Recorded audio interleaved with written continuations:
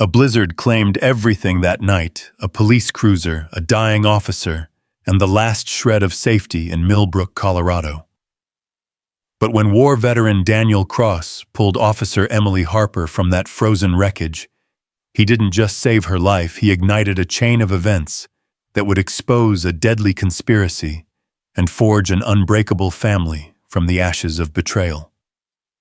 Follow this heart-pounding journey to the very end and comment on your city below, so I can see how far this story of courage, love, and redemption has traveled across our nation. The howling wind carved through Milbrook like a knife through flesh, and Daniel Cross knew this storm would claim lives before dawn. He'd seen enough death in Afghanistan to recognize its approach, the eerie silence between gusts, the way even the trees seemed to hold their breath, waiting for something terrible to unfold. "Shadow, stay close," Daniel called to his German shepherd as they trudged through knee-deep snow along Highway 34. The dog's black and tan coat was already dusted white, his intelligent brown eyes scanning the darkness with military precision that mirrored his master's training. They were heading home from the feed store, their truck abandoned 2 miles back, where the road became impassable. Daniel's 11-year-old son Ethan was safe at home, probably glued to his video games, blissfully unaware that his father was fighting through what the Weather Service was calling the worst blizzard in Colorado history. The wind died suddenly, and in that moment of crystalline silence, Shadow's ears snapped forward. A low whine escaped his throat, not fear, but recognition of something Daniel's human senses hadn't yet detected.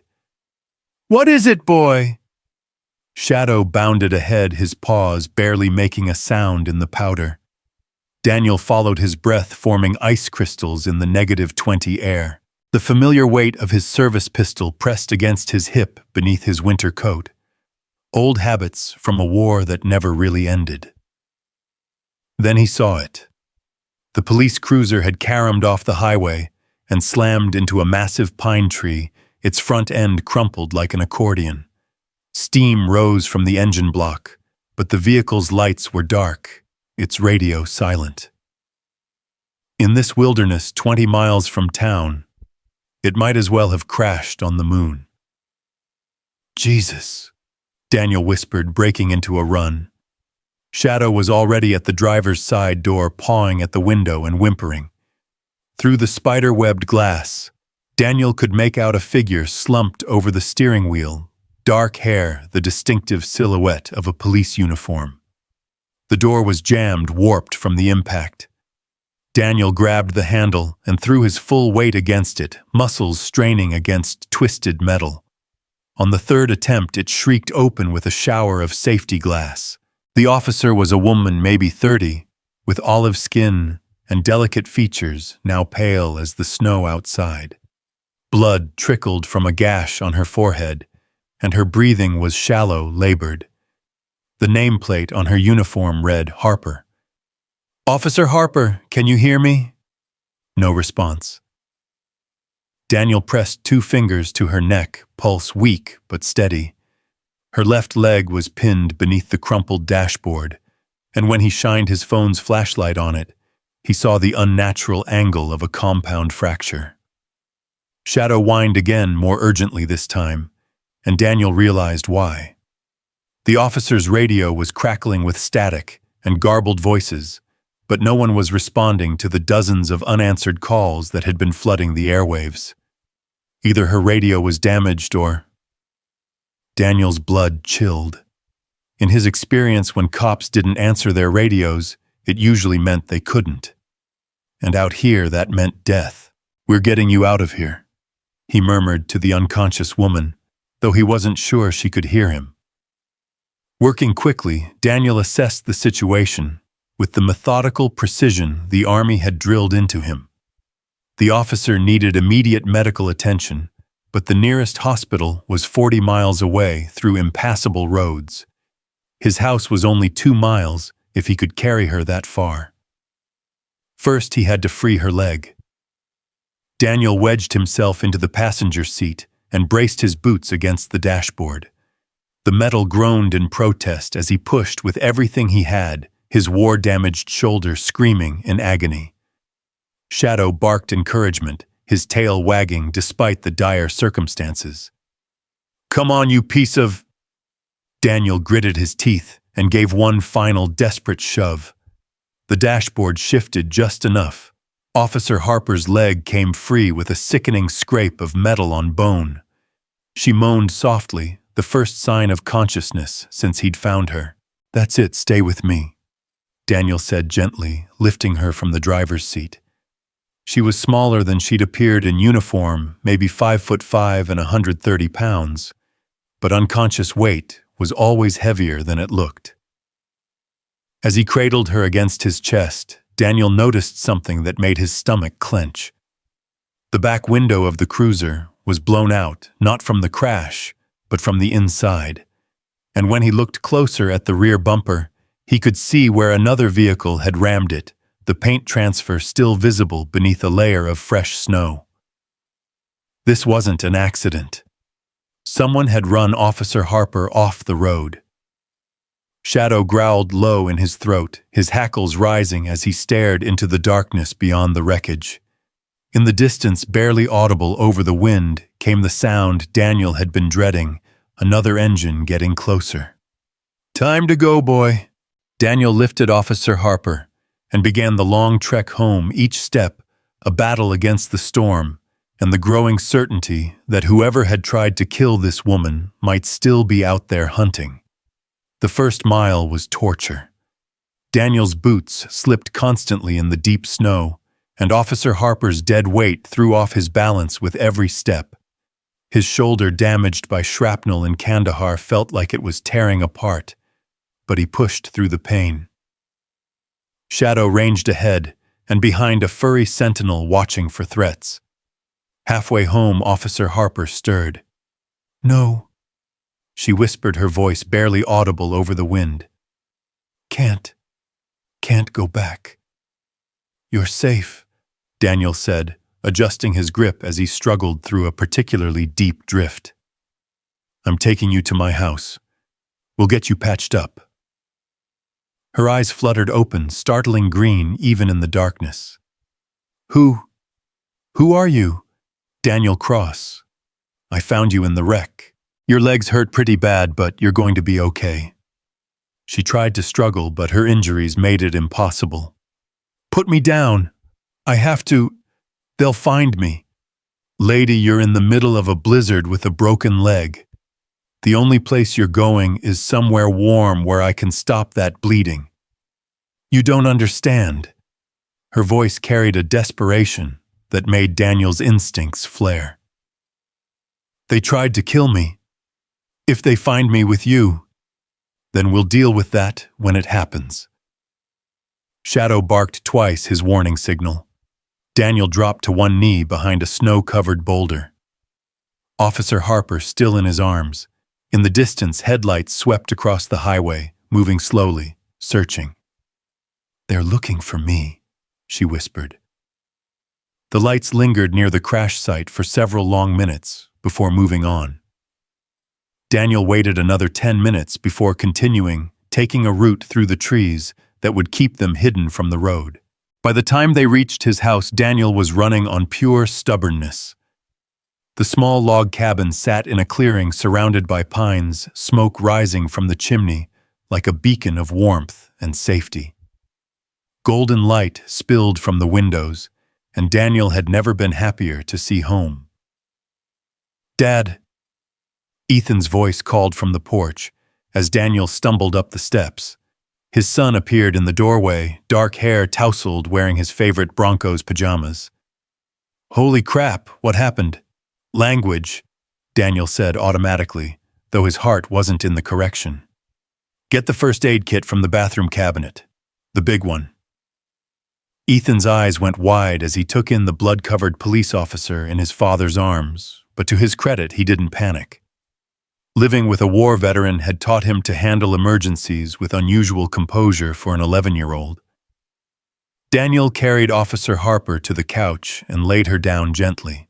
In the firelight, he could see the full extent of her injuries. The head wound was superficial, but her left leg was definitely broken, and she was showing signs of shock. "What's your first name, Officer Harper?"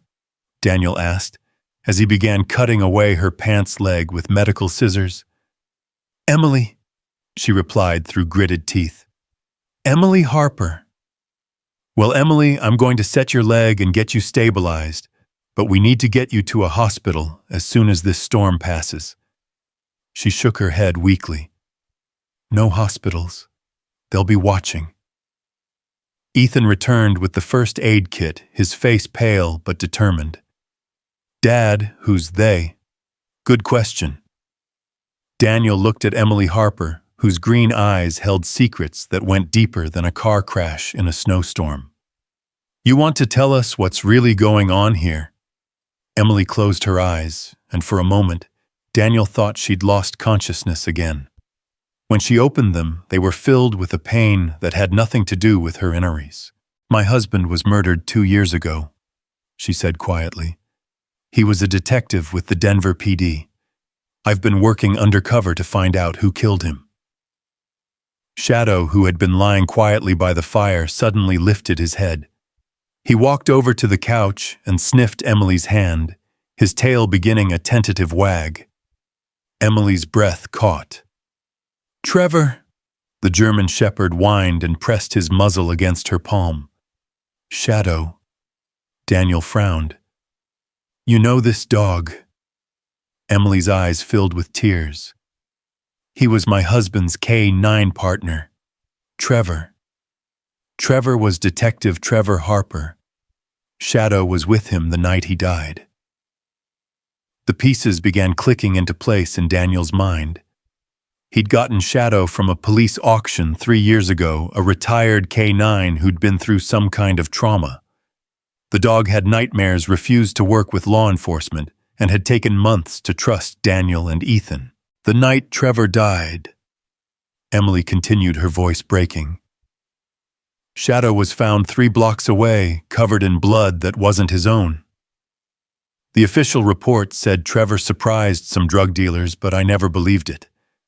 Trevor was too smart, too careful." Shadow lay down next to the couch, resting his head on his paws, but keeping his eyes fixed on Emily. Daniel had never seen the dog so focused on a stranger. "So you became a cop to investigate your husband's murder?" "I transferred to Milbrook PD 6 months ago. Small department, easier to blend in. I've been building a case against Sheriff Rodriguez and his deputies. They're running drugs through the county using their badges as cover." Ethan, who had been listening with wide eyes, spoke up. "Are you saying the sheriff is a bad guy?" "I'm saying some people will do anything to protect their secrets," Emily replied, "including murder." Daniel finished splinting Emily's leg with materials from his well-stocked first aid kit.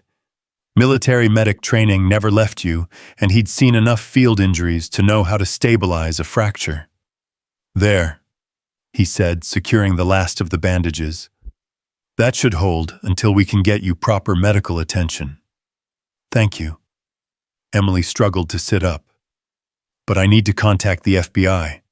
I have evidence hidden in my apartment, financial records, recordings, photographs. If Rodriguez realizes I'm still alive..." A sound from outside made them all freeze, the low rumble of engines approaching. Multiple vehicles. Shadow was on his feet instantly, a growl building in his chest. Daniel moved to the window and peered through the curtains. 4 sets of headlights were coming up his driveway, moving slowly through the snow. "Dad," Ethan's voice was small. "Get to your room," Daniel ordered. "Lock the door and don't come out no matter what you hear." "But now, Ethan." His son ran down the hallway, and Daniel heard the click of the bedroom lock. He turned to Emily, who was trying to struggle to her feet despite her injuries. "Stay down," he said, drawing his service pistol from its holster. "How many of them are there?" "Rodriguez, Deputy Morrison, Deputy Webb. Maybe others." Emily's face was white with pain and fear. "Daniel, if they find me here, they'll kill all of us. Not if I have anything to say about it." The engines stopped. Car doors slammed in the darkness outside, and Shadow's growling intensified. Through the window, Daniel could see flashlight beams playing across the snow, searching. A heavy fist pounded on the front door. "Daniel Cross," a voice shouted. "Sheriff Rodriguez, Milbrook County. Open up." Daniel looked at Emily, who had gone completely still. Shadow positioned himself between the couch and the door, his hackles raised, looking more like a wolf than a domestic dog. "What do I do?" Daniel whispered. "Don't let them in," Emily replied. "They have no warrant, no cause. But if they see me—" Another round of pounding. "Mr. Cross, we know you're in there. We're investigating a stolen police vehicle. We have reason to believe the suspect may be on your property." Daniel made a decision that would change all their lives forever. He moved to the door, but didn't open it, speaking through the heavy wood. "It's after midnight in a blizzard, Sheriff. Whatever you're looking for can wait until morning. This is police business, Mr. Cross. Step aside. This is private property. Come back with a warrant." Silence stretched for several seconds. Then Rodriguez's voice, again harder now. "We're coming in." Daniel heard the distinctive sound of a shotgun being racked. Behind him, Shadow's growling became a continuous, menacing rumble. Emily struggled to reach for something in her jacket, her service weapon. "No," Daniel said quietly. "If shooting starts, Ethan could get hurt. They'll kill us anyway." "Maybe. But I didn't survive 3 tours in Afghanistan to die in my own living room." The front door exploded inward in a shower of splinters. 4 men in sheriff's department uniforms stormed in, weapons drawn, their faces hidden behind tactical masks. But Daniel had already moved, using the couch as cover, while staying between the intruders and Emily. "Where is she?" Rodriguez demanded. He was a big man, probably 50, with the soft look of someone who'd spent more time behind a desk than on patrol. "We know Officer Harper survived the crash. Where is she? I don't know what you're talking about." "Don't play games with us, Cross."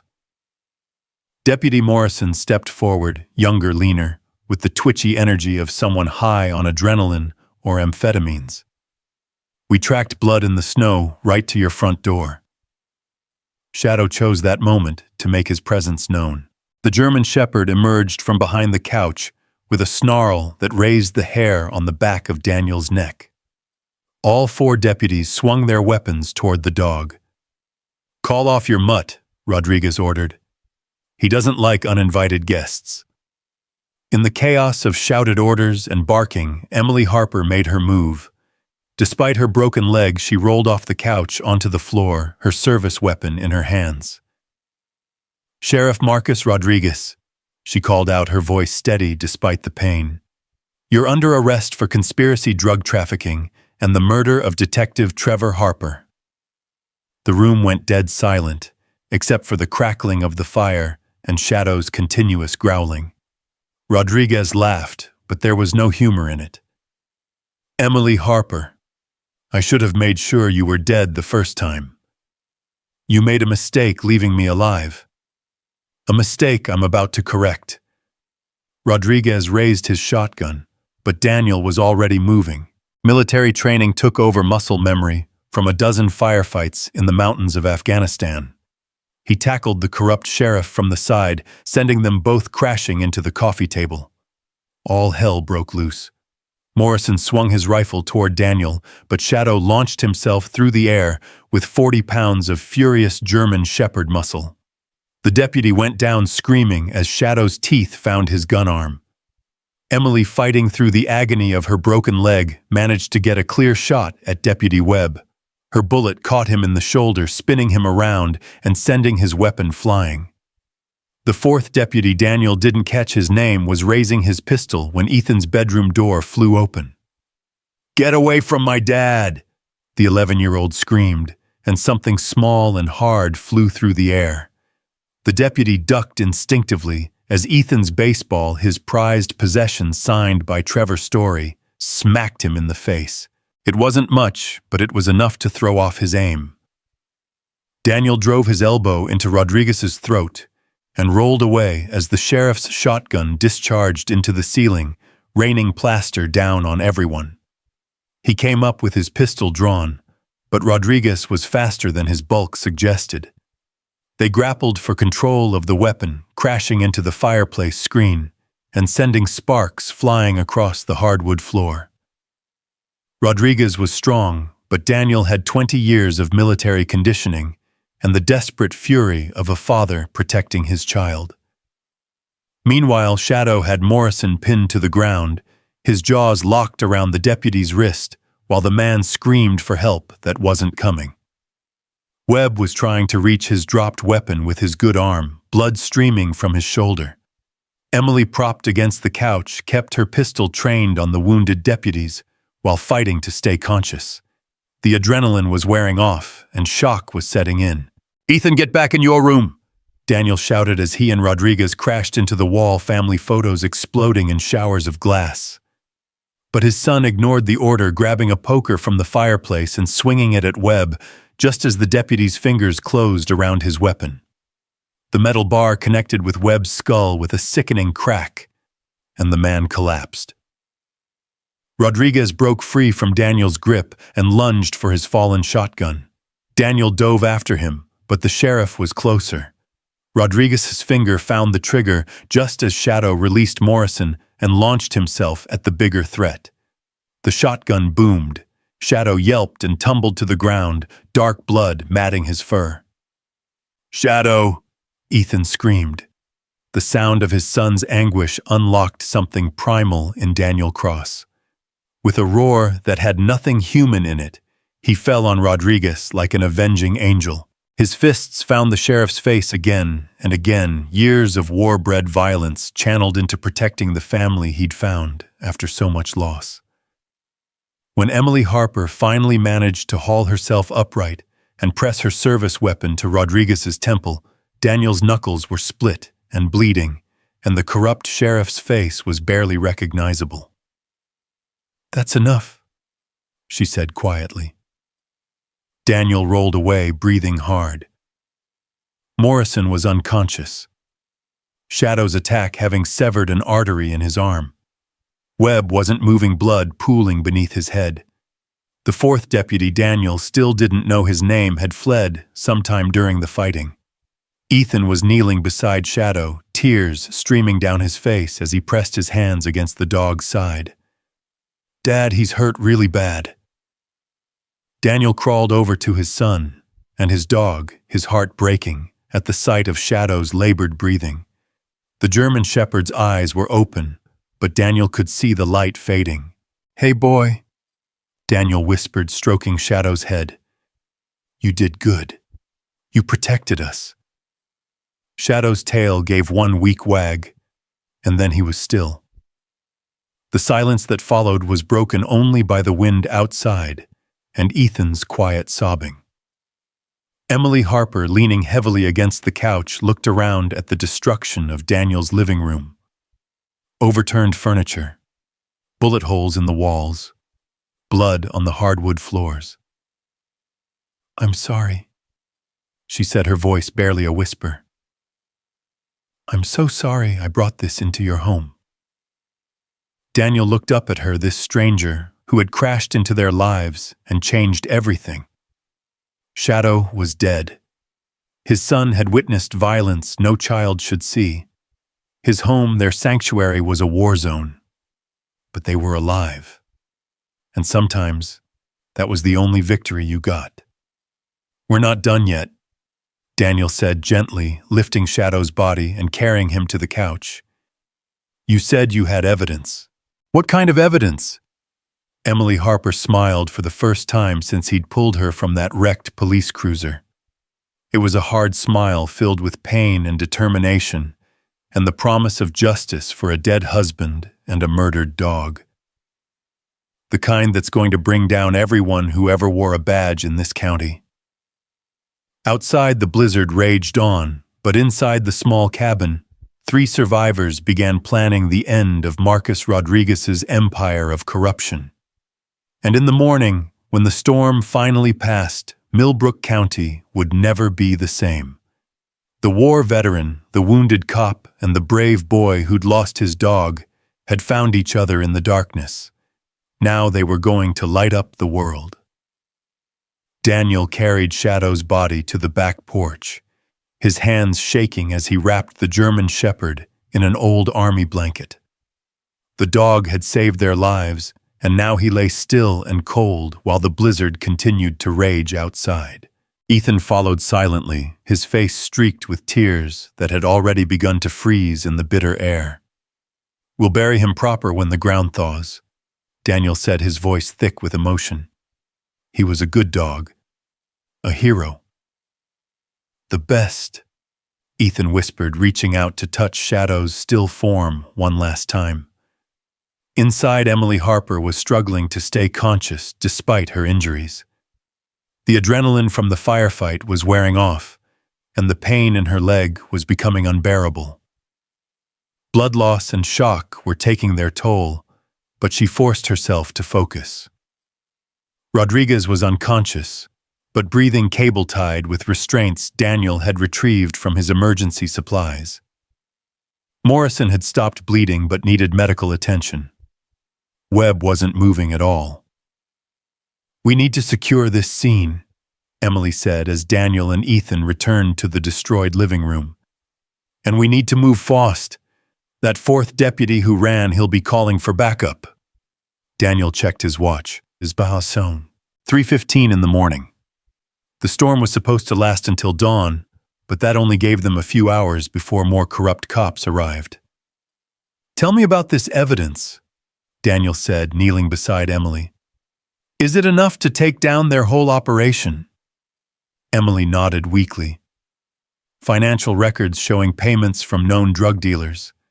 Photos of Rodriguez meeting with cartel representatives. Audio recordings of them planning my husband's murder. Her voice broke on the last words. "Trevor recorded everything on his phone the night they killed him. I found it hidden in his locker months later." "Where is it now?" "Safe deposit box at First National Bank in Denver. Only I can access it."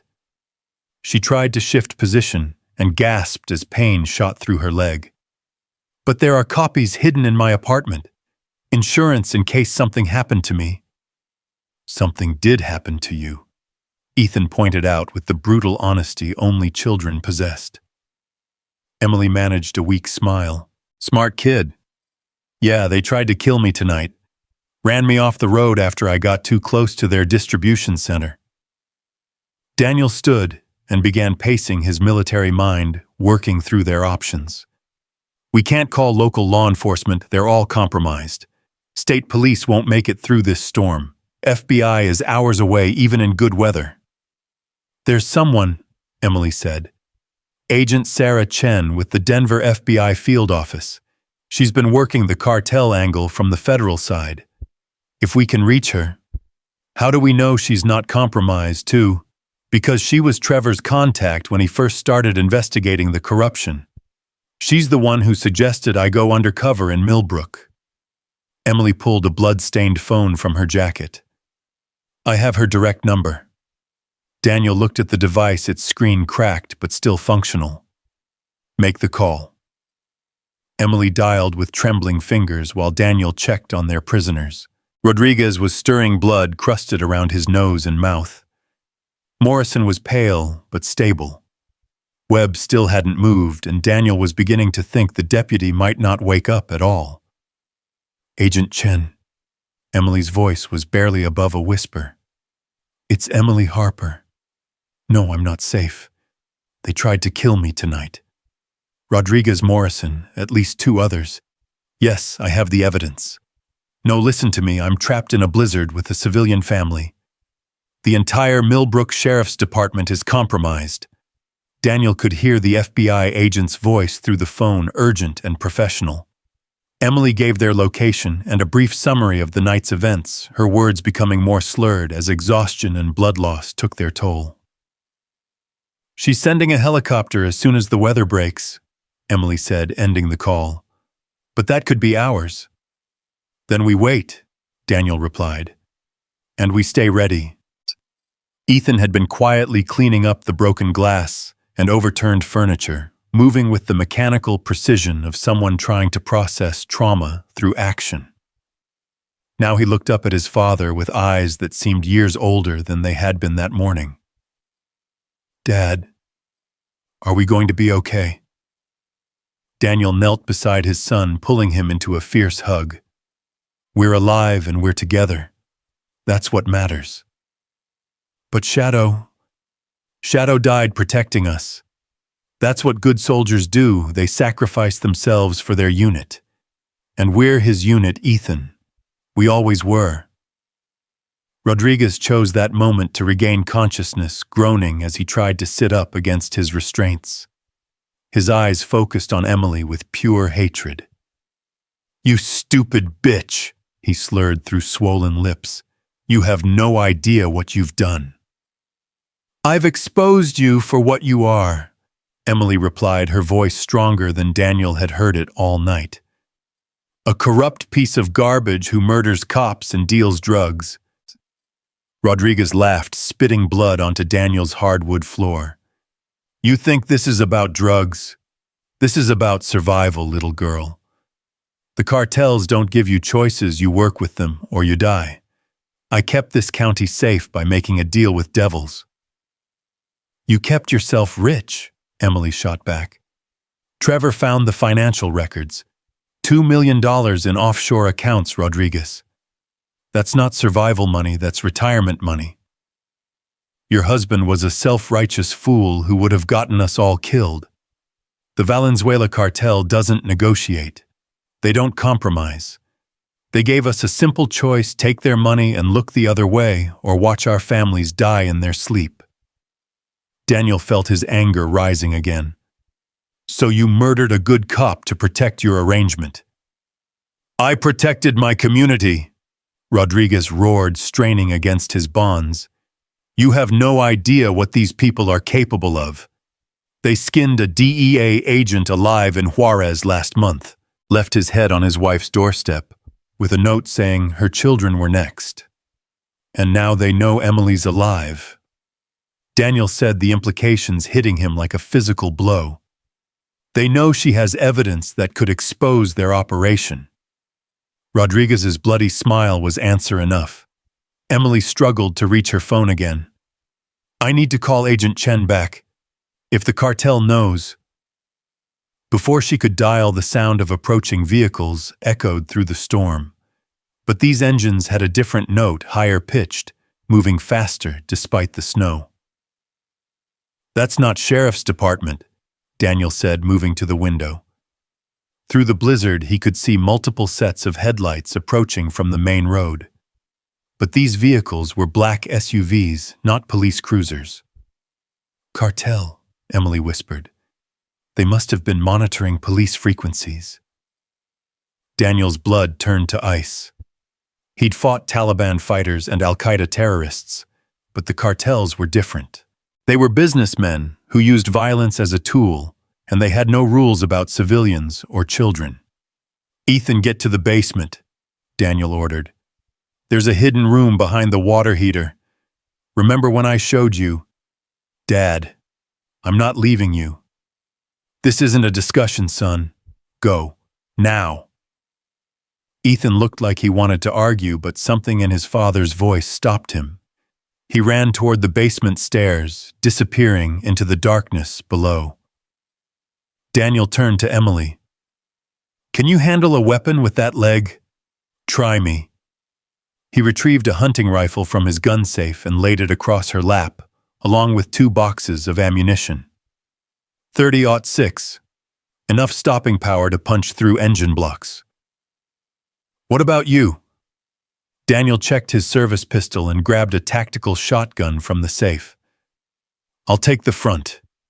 You cover the back door. If they get past me, they won't." The SUVs stopped just outside the circle of light from Daniel's porch. Car doors slammed, and Daniel could hear voices speaking in rapid Spanish.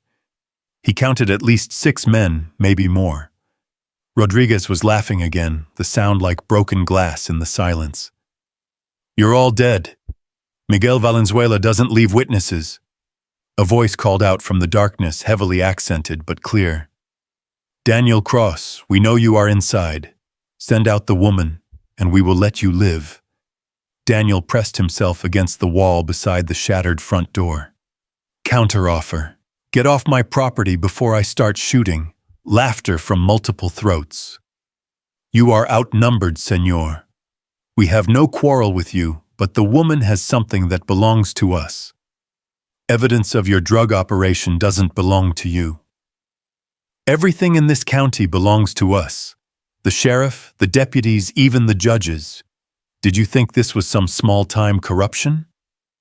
We own Milbrook County, Mr. Cross. We own everyone in it." Emily called out from her position near the back door. "Daniel, there are more coming around behind the house. At least 3 men." Daniel's mind raced through tactical options. The cabin was defensible but not impregnable. Against 6 or 7 armed cartel soldiers, their chances were slim. But he'd been in worse situations in Afghanistan, and he'd had less to fight for. "What do you want with her?" Daniel shouted back. "The woman has recordings, photographs, evidence that could damage our business relationships. We want those materials returned, and then you'll let us go." More laughter. "Of course, senor. We are businessmen, not monsters." Daniel caught Emily's eye and shook his head. They both knew the cartel was lying. Dead men tell no tales, and they'd all seen too much to be allowed to live. Glass shattered at the back of the house as someone broke the kitchen window.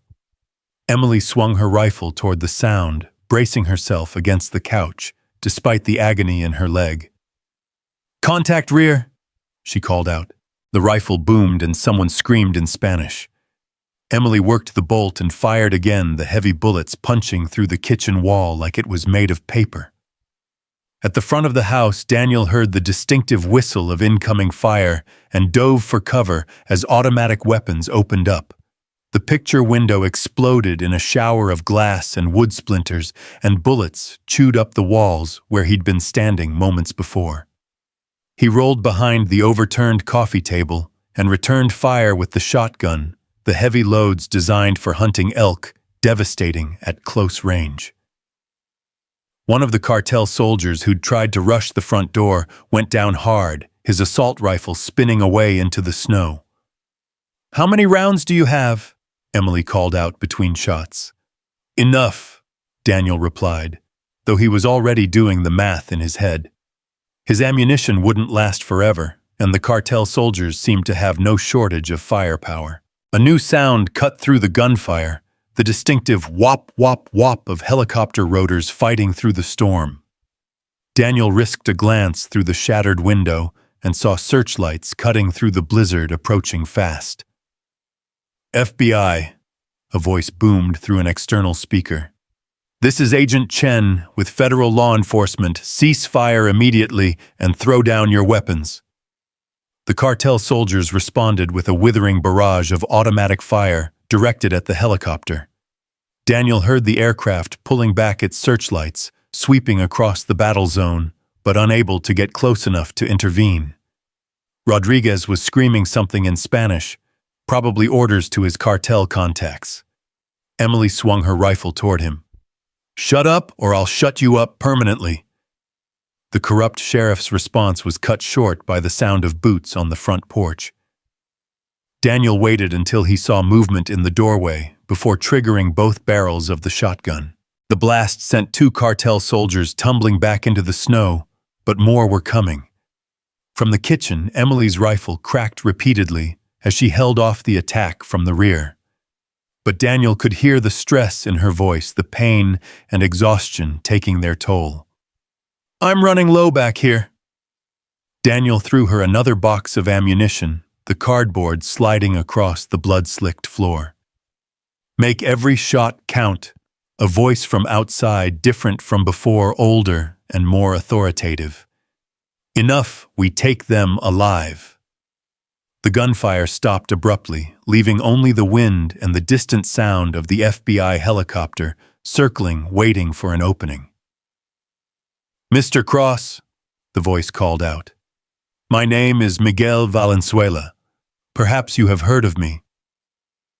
Daniel had indeed heard of Miguel Valenzuela. The man was a legend in law enforcement circles, the head of one of Mexico's most powerful cartels. If he was here personally, this was bigger than simple corruption in a small Colorado county. "I'm listening," Daniel called back. "I am a reasonable man, Mr. Cross. A businessman. The woman has something I need, and I am prepared to compensate you handsomely for your cooperation." "What kind of compensation?" $1 million. Cash. Enough to give your son a very comfortable life. Daniel felt Emily's eyes on him from across the room. For just a moment he considered it. Ethan's college fund was small, and $1 million would solve a lot of problems. But then he looked at the bloodstains on his floor, at the hole in the wall where Shadow had made his last stand at Emily Harper, fighting to stay conscious while defending his home. "Counter-offer," Daniel shouted back. "You and your men leave now, and I won't tell the FBI which direction you went." Valenzuela's laughter was different from his soldiers' cultured, almost refined. "You disappoint me, Mr. Cross. I had hoped you would be more reasonable." "I've never been accused of being reasonable." "Very well. We do this the hard way." The attack came from 3 directions simultaneously. Cartel soldiers rushed the front door, while others poured through the kitchen window, and a third team tried to breach the back door. Daniel and Emily found themselves in the center of a deadly crossfire, outnumbered and outgunned. Daniel's shotgun roared again and again, each blast dropping an attacker, but bringing others closer. Emily's rifle had become a sniper weapon, her shots precise and deadly despite her injuries. But there were too many of them. A cartel soldier made it through the kitchen, his submachine gun chattering as he sprayed bullets across the living room. Daniel dove for cover, but the gunman was already swinging toward Emily. The shot that dropped the cartel soldier came from an unexpected direction, the basement stairs. Ethan Cross emerged from the darkness, Daniel's backup pistol smoking in his small hands. "I told you to stay hidden," Daniel roared. "You needed help." Before Daniel could respond, Miguel Valenzuela himself appeared in the shattered doorway. He was smaller than Daniel had expected, maybe 60 years old, wearing an expensive suit under a tactical vest. His silver hair was perfectly styled, despite the blizzard, and his eyes held the cold calculation of a man who'd killed more people than he could remember. "Enough," Valenzuela commanded, and his remaining soldiers stopped firing. "This has gone too far." Daniel kept his shotgun trained on the cartel leader while Emily covered the kitchen with her rifle. Ethan had taken cover behind the stairs, his pistol held in a proper 2-handed grip that made Daniel simultaneously proud and terrified. "You've lost half your men," Daniel pointed out. "Maybe it's time to cut your losses." "Perhaps," Valenzuela agreed. "But I cannot leave without what I came for. The woman has recordings that could destroy my business relationships with certain American officials. I'm sure you understand. Those officials are corrupt cops and politicians. The world would be better off without them." Valenzuela shrugged. "Corruption is simply another form of business, Mr. Cross. Supply and demand. Your countrymen demand drugs, we supply them. Your officials demand money, we supply that too. It is the American way, no." Emily struggled to sit up straighter, her rifle still aimed at the cartel leader. "You murdered my husband for trying to stop you. Your husband was attempting to disrupt a carefully balanced ecosystem, Senora. Sometimes the gardener must prune the roses to keep them blooming. The hatred in Emily's eyes was like a physical force. Trevor was a good man, a good cop. I'm sure he was. But good men often die young in my business. Valenzuela looked around the destroyed living room, taking in the blood and bodies with professional interest. You have fought well, all of you, but this ends now. Outside, Daniel could hear the FBI helicopter getting closer despite the storm. Agent Chen was pushing the limits of what was safe in these conditions, but she was running out of time.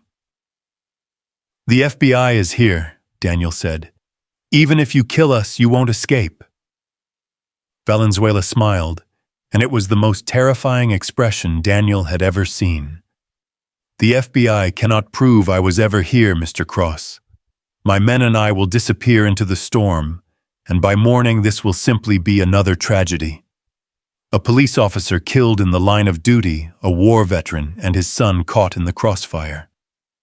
They'll find your fingerprints, DNA evidence.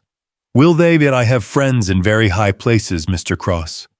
Friends who can make evidence disappear, who can alter crime scenes, who can ensure that inconvenient investigations reach the wrong conclusions. Daniel felt his heart sink as he realized the scope of the corruption they were facing. This wasn't just about Milbrook County, it was about a network of compromised officials that reached into federal agencies. However, Valenzuela continued, I am still a businessman. I will make you one final offer. He reached into his jacket, moving slowly to avoid triggering a defensive reaction. Instead of a weapon, he withdrew a thick envelope. $2 million, Mr. Cross. Cash. Enough to disappear to start a new life somewhere far from here. All you have to do is walk away and forget this night ever happened. Daniel looked at the money, more cash than he'd ever seen in one place. It would be enough to give Ethan everything, the best schools, college without debt, a future free from the financial struggles that had defined Daniel's own life. But then he looked at Emily Harper, wounded and bleeding, but still fighting for justice for her murdered husband. He thought about Shadow, who died protecting their family. He thought about Trevor Harper, a good cop killed for doing his job. Keep your money, Daniel said. Valenzuela's expression didn't change, but something shifted in his eyes. You are making a very poor decision, Mr. Cross. I've made worse ones and lived to regret them. Not this time.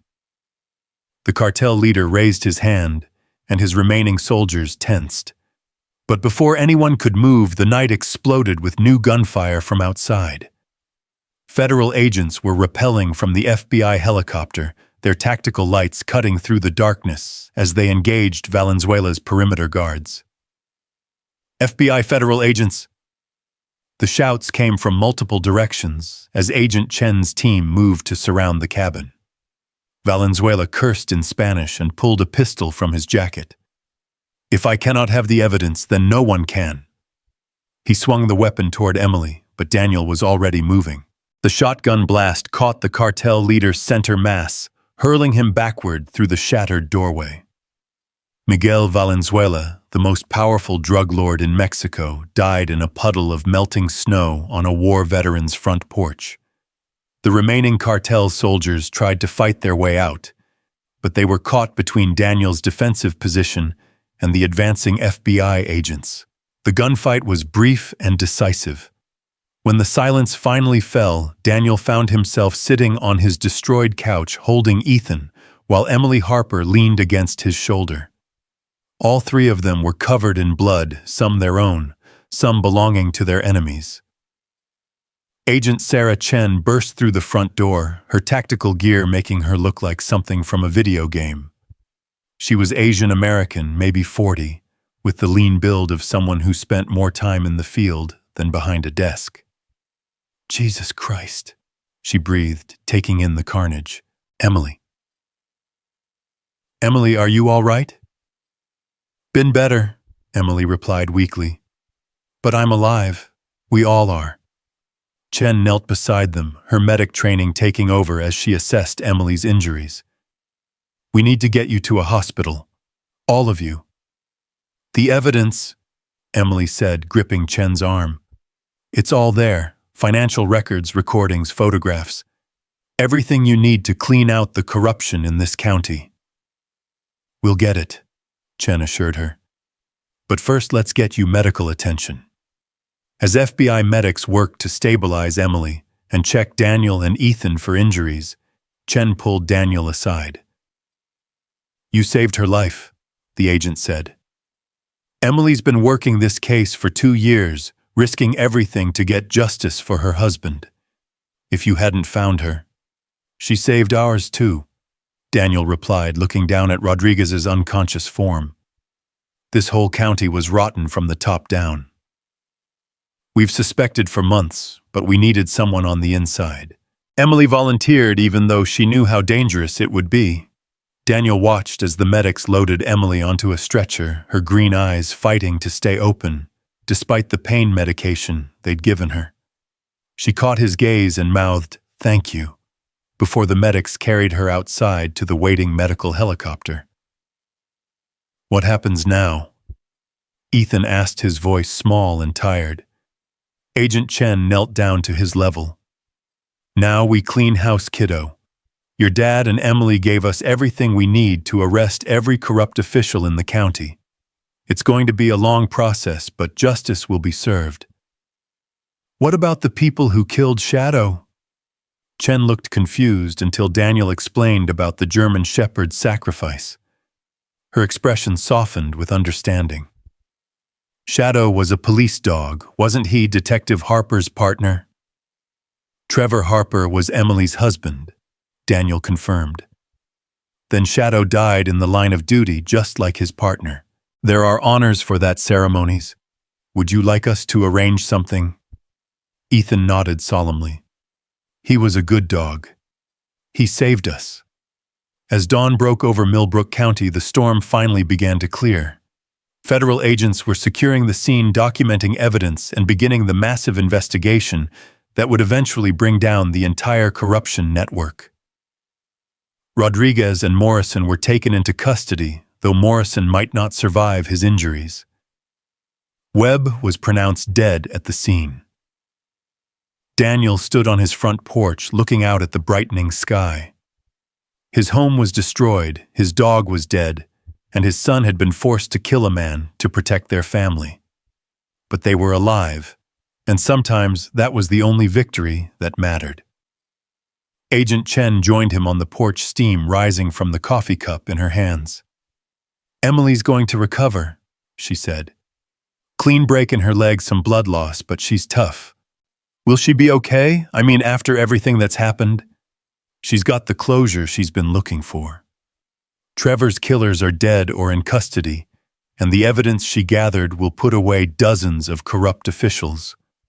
That's worth something." Daniel nodded, thinking about the long road ahead. There would be trials, testimony, media attention. His quiet life in the mountains was over, replaced by something more complicated, but perhaps more meaningful. "What about us? Are we safe?"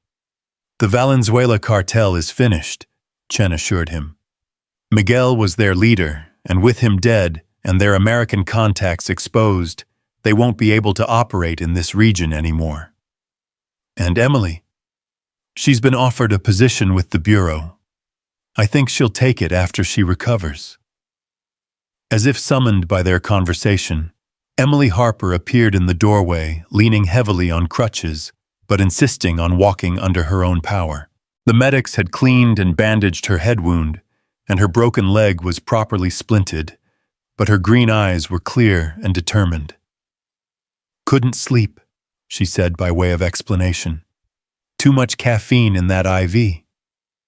"You should be resting," Daniel said. "I'll rest when this is over." She looked around at the FBI agents processing the scene. "How long before they're done here?" "Could be days," Chen replied. "This is a complex crime scene with multiple agencies involved." Emily nodded, then turned to Daniel and Ethan. I want you to know how sorry I am that this happened to you. You saved my life and I brought death to your door." "You brought justice," Daniel corrected. "Sometimes they're the same thing." Ethan looked up at Emily with the serious expression that had become his default since Shadow's death. "Are you really going to work for the FBI?" "Thinking about it." "Why?" "Because if you do, you should come visit us sometimes. Dad gets lonely, and I think Shadow would have liked you to stay in touch."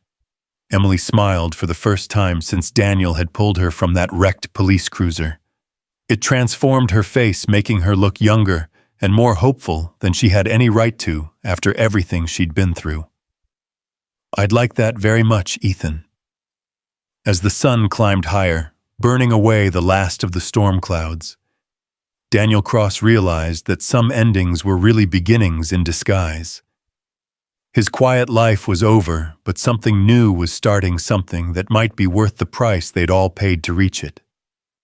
The war veteran, the wounded cop, and the brave boy who'd lost his dog had found each other in the darkness and fought their way to dawn. Now they would face whatever came next, together bound by shared trauma and mutual respect into something that might, given time, become a family. The morning sun streaming through the shattered windows couldn't warm the chill that had settled deep in Daniel's bones. 3 weeks had passed since that night, and the media circus showed no signs of dying down.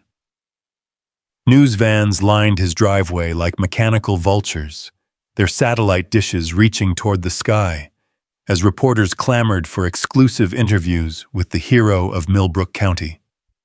Daniel ignored them all, just as he'd ignored the book deals, movie offers, and speaking engagements that poured in daily. Fame was the last thing he wanted, especially when it came at the cost of his privacy and Ethan's childhood innocence. "Dad, there's another reporter at the back door," Ethan called from the kitchen where he was eating cereal that had gone soggy while he stared out the window. The 11-year-old had aged years. In the past few weeks, his easy smile replaced by a wariness that broke Daniel's heart. "Tell them the same thing we tell all of them," Daniel replied without looking up from the insurance paperwork spread across his damaged coffee table. No comment. The house was slowly being repaired, but the bullet holes and bloodstains had become permanent residents in Daniel's memory. Every creak of the floorboards reminded him of that night. Every shadow in his peripheral vision made him reach for a weapon that wasn't there. Emily had been discharged from the hospital after a week, her leg healing faster than the doctors had predicted. She'd been staying at a FBI safe house in Denver while the investigation continued, but her daily phone calls had become the highlight of Daniel's routine. Somehow, talking to the woman who'd survived that nightmare with them made the whole experience feel less surreal. The phone rang, and Daniel answered without checking the caller ID, hoping it was Emily, but expecting another journalist or federal prosecutor. "Daniel."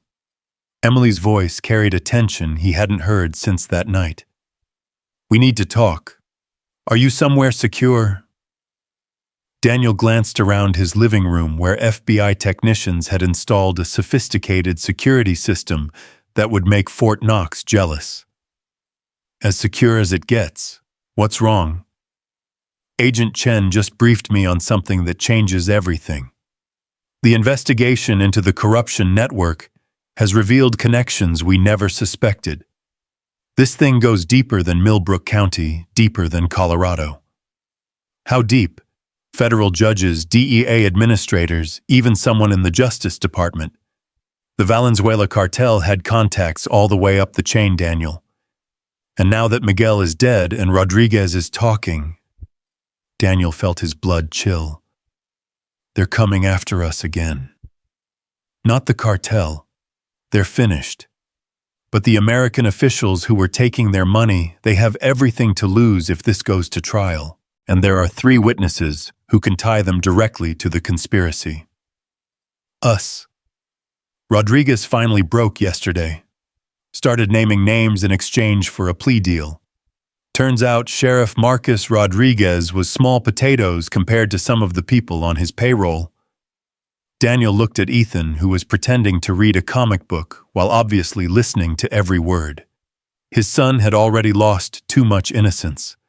The thought of putting him in danger again made Daniel's hands shake with suppressed rage. "What are you saying, Emily?" "I'm saying that federal judge William Harrison, who's been taking cartel money for 5 years, just learned that his name is on recordings Trevor made before he died. I'm saying that DEA Deputy Director Robert Walsh has been feeding operation details to the cartels in exchange for offshore accounts. I'm saying these people will kill to protect their secrets." Daniel closed his eyes, feeling the weight of inevitability settling on his shoulders. "So what do we do? Agent Chen wants to put you and Ethan in witness protection until the trials are over. New identities, new location, the whole program." "For how long?"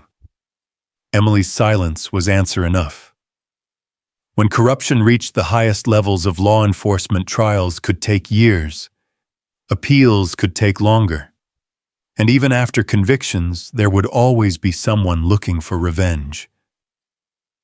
"I can't do that to Ethan," Daniel said quietly. "This is his home, his school, his friends, his whole life. His life won't matter if Harrison or Walsh decide he's a liability." Through the kitchen window, Daniel could see more news vans arriving. The media attention that had seemed like an annoyance was about to become a deadly spotlight, broadcasting their location to anyone who wanted to find them. "There's something else," Emily continued. "Something Chen didn't want to tell you over the phone." "What now?" "Rodriguez gave up the location of Trevor's original evidence cache. Turns out my husband was even more thorough than I knew. He had backup files hidden in a safety deposit box in Grand Junction financial records going back 7 years. The corruption network includes over 40 officials across 6 states. Daniel felt a sick fascination despite his fear. 40 officials, judges, prosecutors, police chiefs, DEA agents, even a few FBI personnel. The Valenzuela cartel essentially bought themselves their own justice system. And now they're all exposed. Which makes us the 3 most dangerous people in America to a lot of very powerful individuals.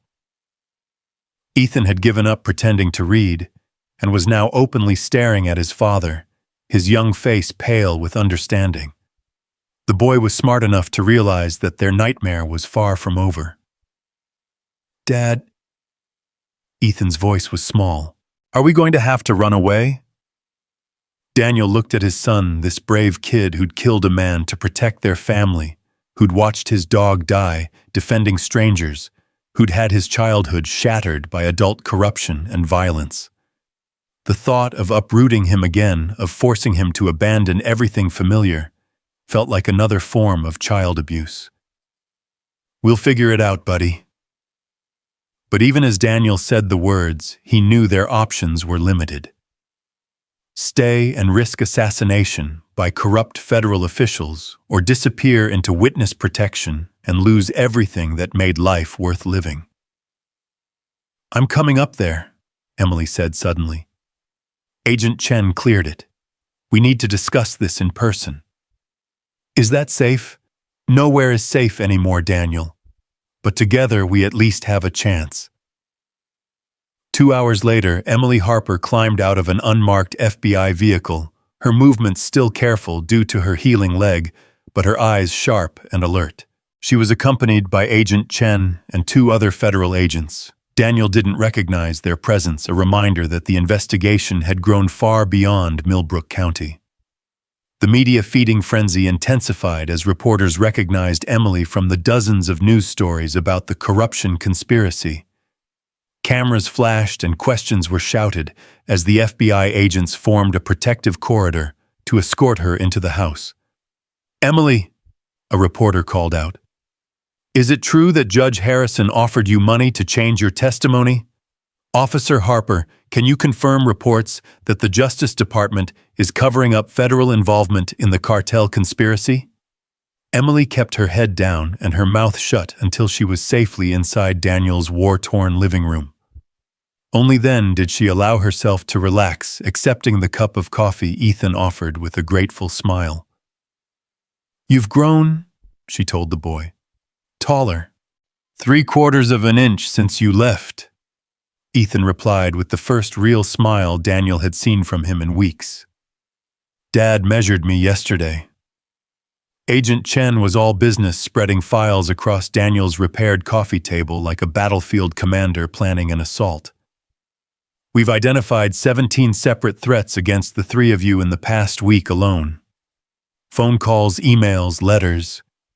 Most are from conspiracy theorists and cranks, but at least 3 appear to be from professional sources." "Professional sources," Daniel repeated. "You mean assassins?" "We mean individuals with the skills and resources to carry out sophisticated operations against protected witnesses." "Stop dancing around it, Chen," Emily said bluntly.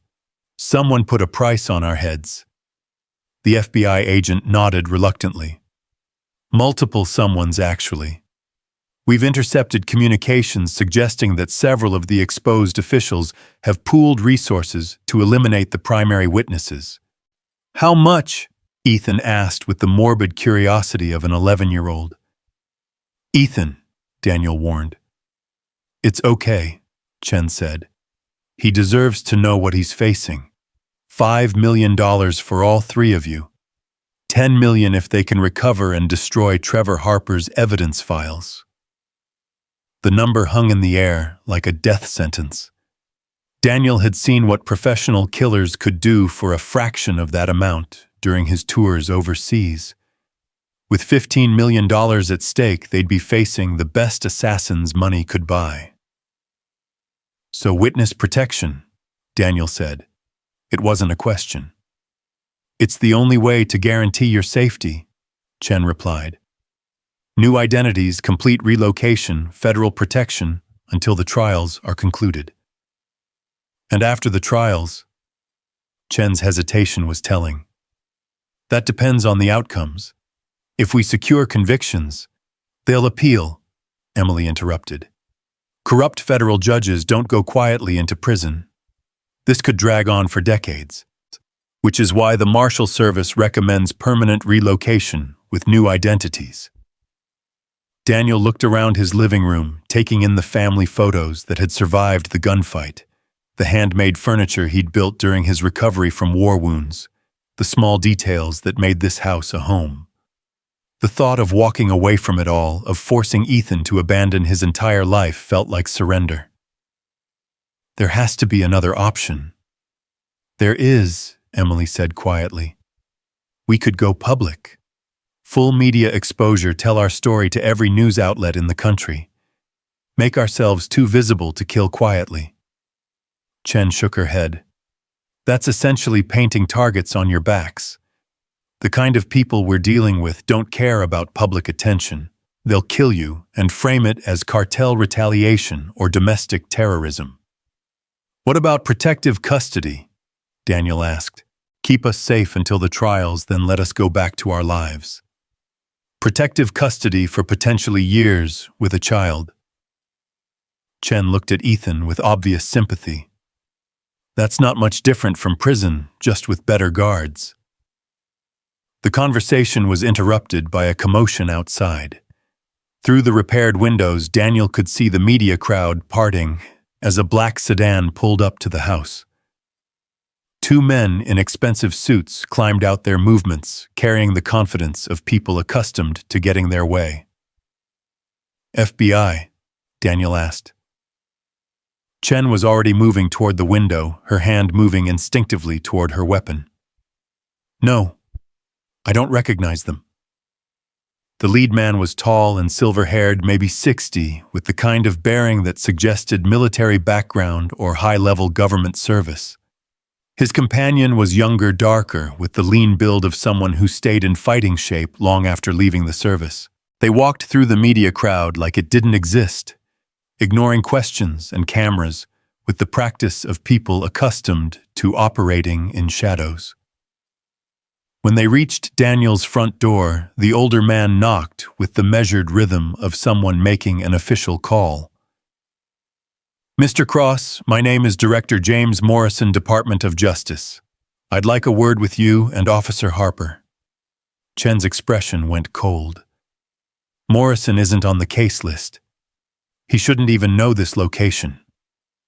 "Stay here," Daniel told Ethan, then moved to the door with Emily and Chen flanking him. The FBI agent's hand was now openly resting on her weapon, ready for trouble. Daniel opened the door, but didn't invite the men inside. "What can I do for you, Director Morrison?" "We need to discuss your testimony in the upcoming trials. There are complications that have arisen." "What kind of complications?" Morrison smiled, but it didn't reach his eyes. The kind that could be resolved with a reasonable conversation between reasonable people. "May we come in?" "I don't think that's appropriate," Chen interjected. "Mr. Cross and Officer Harper are under federal protection. Any contact with Justice Department officials should go through proper channels." "Agent Chen, isn't it?" Morrison's companion spoke for the first time, his voice carrying a slight accent Daniel couldn't place. "I believe you'll find that our credentials supersede your authority in this matter." The man produced a leather folder containing official identification, but he held it at an angle that prevented Daniel from reading the details. Chen examined it, and Daniel saw her face go pale. "Sir, I need to verify these credentials with my supervisor." "By all means," Morrison said agreeably. "But I think you'll find everything is in order.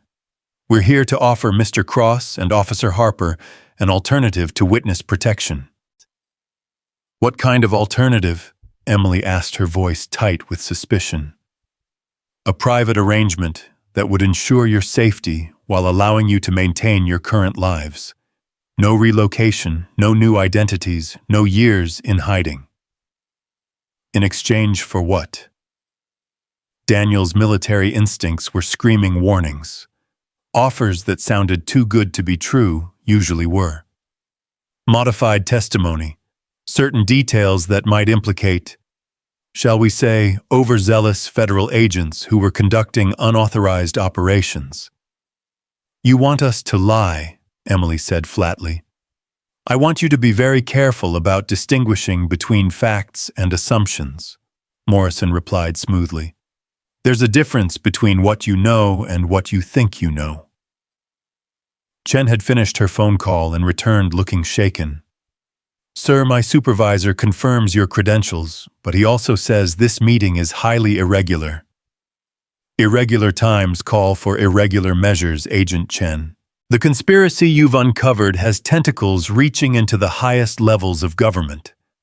Some of those tentacles were actually authorized operations designed to infiltrate and dismantle the cartel network." Daniel felt Emily tense beside him. Trevor's murder was an authorized operation. Detective Harper stumbled into an ongoing federal investigation. His death was an unfortunate consequence of maintaining operational security. He was tortured and executed by corrupt cops. Emily's voice rose with fury. "Are you telling me that was sanctioned by the Justice Department?" Morrison's expression remained impassive. "I'm telling you that the full truth is more complex than you realize. Some of the officials you believe to be corrupt were actually working under federal authority to gather intelligence on cartel operations." "That's bullshit," Daniel said bluntly. "We have recordings, financial records, photographic evidence of corruption." "You have evidence of money changing hands," Morrison corrected.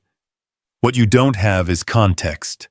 Some of those transactions were part of authorized undercover operations." Chen was looking increasingly uncomfortable. "Sir, with respect, this should be handled through proper Justice Department channels. Mr. Cross and Officer Harper have rights." "They have rights," Morrison agreed, "including the right to avoid spending the next 10 years in witness protection while their testimony destroys the careers of federal agents who were trying to do their jobs." The younger man stepped forward, his movement casual but somehow threatening. "Mr. Cross, you're a veteran. You understand operational security. Sometimes good people have to do bad things to accomplish good missions." "I understand when I'm being threatened," Daniel replied, his own military bearing coming to the fore. "And right now, that's exactly what this feels like." Morrison sighed as if disappointed by Daniel's lack of cooperation. "Mr. Cross, I'm trying to offer you a way out of this mess. Your testimony as currently planned will expose operations that have taken years to develop. Agents who've risked their lives to infiltrate the cartels will be blown. Ongoing investigations into other criminal organizations will be compromised." "Maybe those operations should be exposed," Emily said. "Maybe agents who murder cops and take cartel money deserve to be blown." "And maybe you're not seeing the bigger picture," Morrison's companion replied. "The Valenzuela cartel was just one tentacle of a larger organization. By destroying our inside access, you're essentially guaranteeing that other cartels will fill the vacuum." "With you getting a cut of the profits?" Daniel asked. Morrison's mask of diplomatic courtesy finally slipped, revealing something cold and calculating underneath. "Mr. Cross, I'm going to give you some free advice. There are forces at work here that you don't understand consequences to your actions that go far beyond your personal desire for justice." Sounds like a threat. "It's a warning. The people you think you're helping by testifying have enemies you can't imagine. By exposing federal operations, you're not just hurting corrupt officials, you're compromising national security." Chen stepped forward, her federal authority finally asserting itself. "Gentlemen, I think this conversation is over. Mr. Cross and Officer Harper are protected witnesses, and any further contact needs to go through proper channels." Morrison looked at Chen with the expression of someone swatting an annoying insect. "Agent Chen, you're operating under the assumption that your authority matters in this situation. I can assure you it doesn't. Sir, I'm going to have to ask you to leave." "Of course." Morrison straightened his expensive suit jacket. "Mr. Cross Officer Harper, I hope you'll consider what we've discussed. The offer of private protection stands, but it won't remain open indefinitely." The two men walked back through the media crowd as confidently as they'd arrived, leaving Daniel, Emily, and Chen standing in the doorway with more questions than answers. "Who the hell were they really?" Emily asked as soon as the sedan disappeared down the mountain road. Chen was already on her phone again, her voice urgent as she spoke to her supervisor. The conversation lasted several minutes, during which Daniel watched Emily pace his living room like a caged animal, her healing leg barely slowing her down. "My supervisor says Morrison is real," Chen finally reported. "Deputy Director of the Justice Department's Criminal Division. But he also says Morrison has no official reason to be involved in this case." "Unofficial reasons?" Daniel asked. "That's what worries me. If the Justice Department is sending unauthorized personnel to pressure witnesses, then the corruption goes even higher than we thought," Emily finished. From the kitchen, Ethan called out, "Dad, there's someone else here." Daniel looked out the window to see another government vehicle pulling up, this one bearing FBI markings. Agent Sarah Chen's supervisor, Director Frank Walsh, climbed out, along with two agents Daniel didn't recognize. "This is getting ridiculous," Emily muttered. "How many federal agencies are going to show up at your door today?" Director Walsh was a contrast to Morrison, shorter, heavier, with the rumpled appearance of someone who spent more time in the field than behind a desk.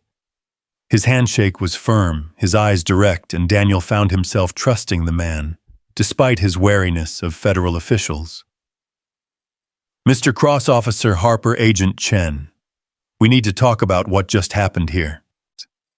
They gathered again around Daniel's coffee table, the federal agents outnumbering the civilians, but somehow managing not to make it feel like an interrogation.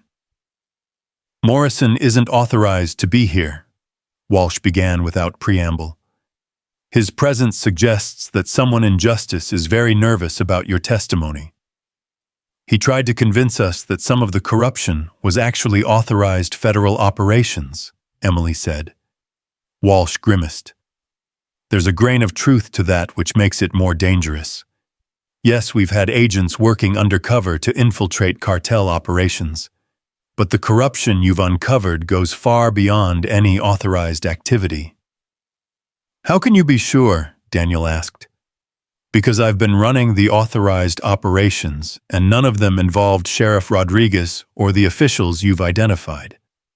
What Morrison is trying to do is muddy the waters, make you question what you know.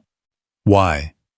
Because your testimony threatens to expose corruption that reaches into the Justice Department itself. People Morrison works with may be Morrison himself. The implications hit Daniel like a physical blow. If the Justice Department was compromised, if the very people responsible for prosecuting corruption were themselves corrupt, then there was nowhere safe to turn. So what do we do? He asked. Walsh leaned forward, his expression grim. We accelerate the timeline. Get your testimony on record as quickly as possible before the corrupted elements can interfere. And then we hope the clean elements of the federal government are stronger than the dirty ones. Emily laughed, but there was no humor in it. That's not exactly inspiring confidence, Director Walsh. I'm not going to lie to you, Officer Harper. This is the biggest corruption case in federal law enforcement history. We're talking about a network that infiltrated multiple agencies over more than a decade. There are going to be people with the power to make you disappear if they think it's necessary. They already tried that, Daniel pointed out, and they'll try again, which is why we need to move fast. Ethan had been quietly listening from the kitchen doorway, and now he spoke up with the directness that only children could manage. Are you going to protect us or not? Director Walsh looked at the 11-year-old with obvious respect. Son, I'm going to do everything in my power to keep you and your family safe. But I need you to understand that some of the people we're fighting have access to resources that make this very difficult. What kind of resources? The kind that allow them to find out where witness protection relocates people. The kind that let them access federal databases and track movements. The kind that mean nowhere is completely safe. Daniel felt his heart sink as he realized what Walsh was telling them. Even witness protection might not be enough to keep them alive if the corruption reached high enough into the federal system. So we're screwed, Emily said flatly. Not necessarily, Walsh replied. There's one more option we haven't discussed, which is, you testify, then you disappear. Not witness protection, not federal programs, just disappear. New identities that we create outside the system, relocation sought to a place the corrupted officials can't access. That sounds like the same thing as witness protection, Daniel said. It's not. Witness protection is an official program with records, protocols, oversight. What I'm talking about is completely off the books. As far as the government would be concerned, you'd simply vanish. Emily considered this for a long moment. And afterward, if we ever wanted to come back, resume our real lives, you couldn't. Ever. Daniel Cross, Emily Harper, and Ethan Cross would cease to exist. You'd be new people with new histories, and you could never go back. The weight of the decision settled on Daniel's shoulders like a physical burden. Give up everything, their names, their histories, their connection to everyone they'd ever known, in exchange for safety from people who were supposed to protect them. How long do we have to decide? He asked. 24 hours, Walsh replied.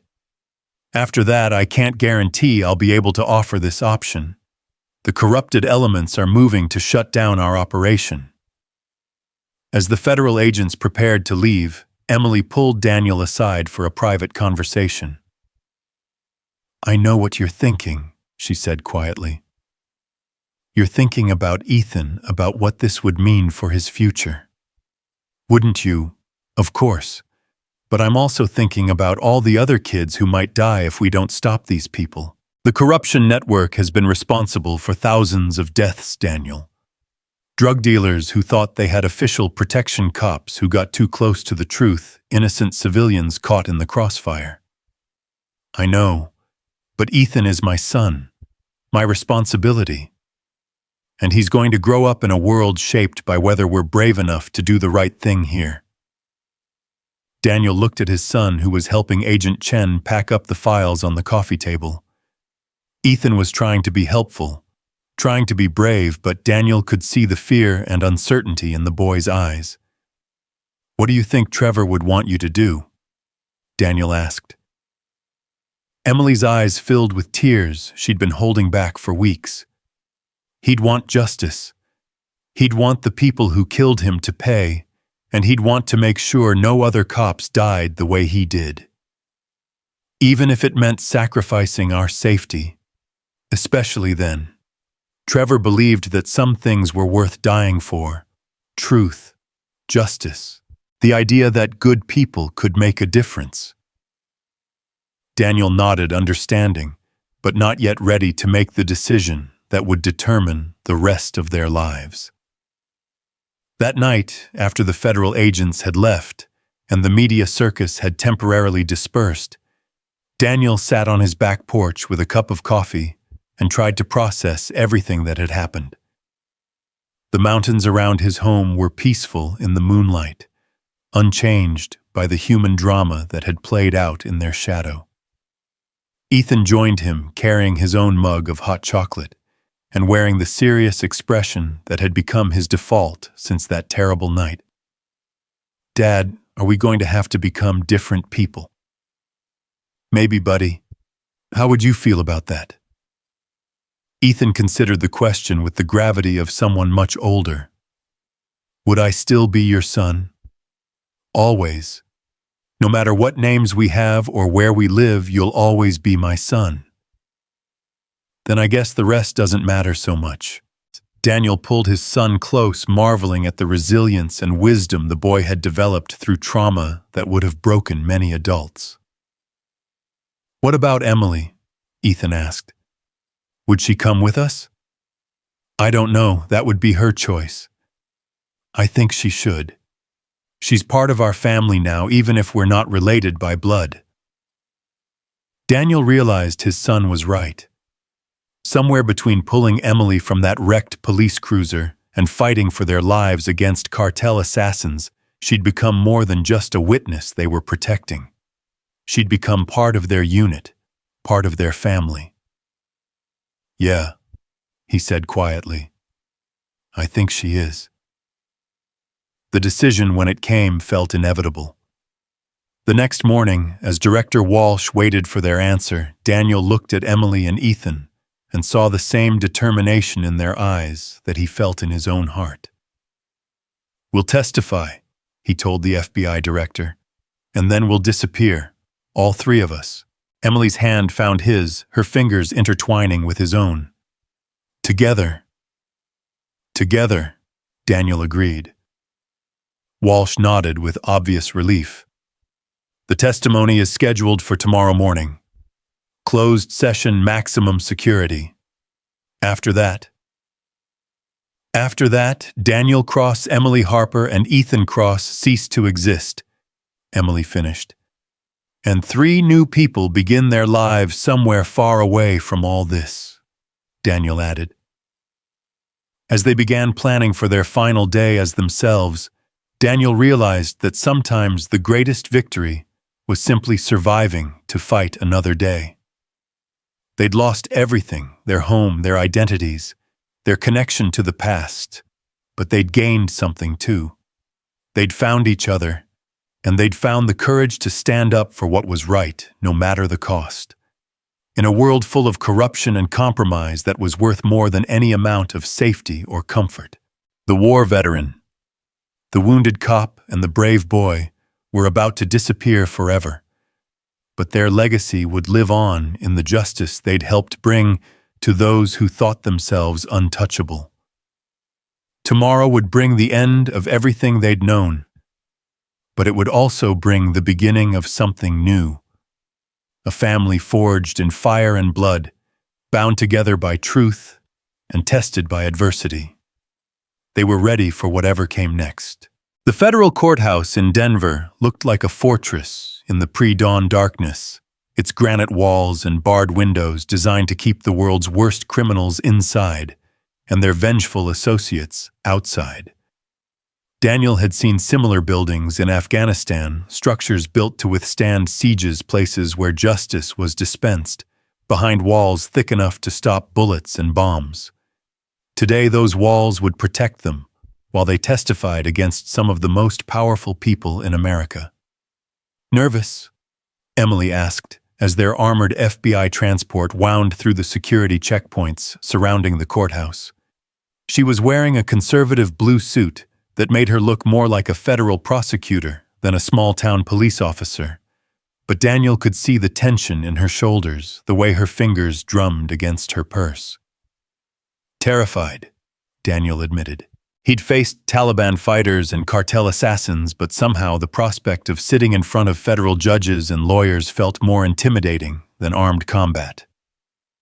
Ethan was pressed against the bulletproof window, watching the early morning commuters who had no idea they were witnessing history in the making. "Look at all the news trucks," the 11-year-old observed. "There must be 50 of them." Director Walsh, sitting across from them in the transport, nodded grimly. "The media knows something big is happening, but they don't know the details.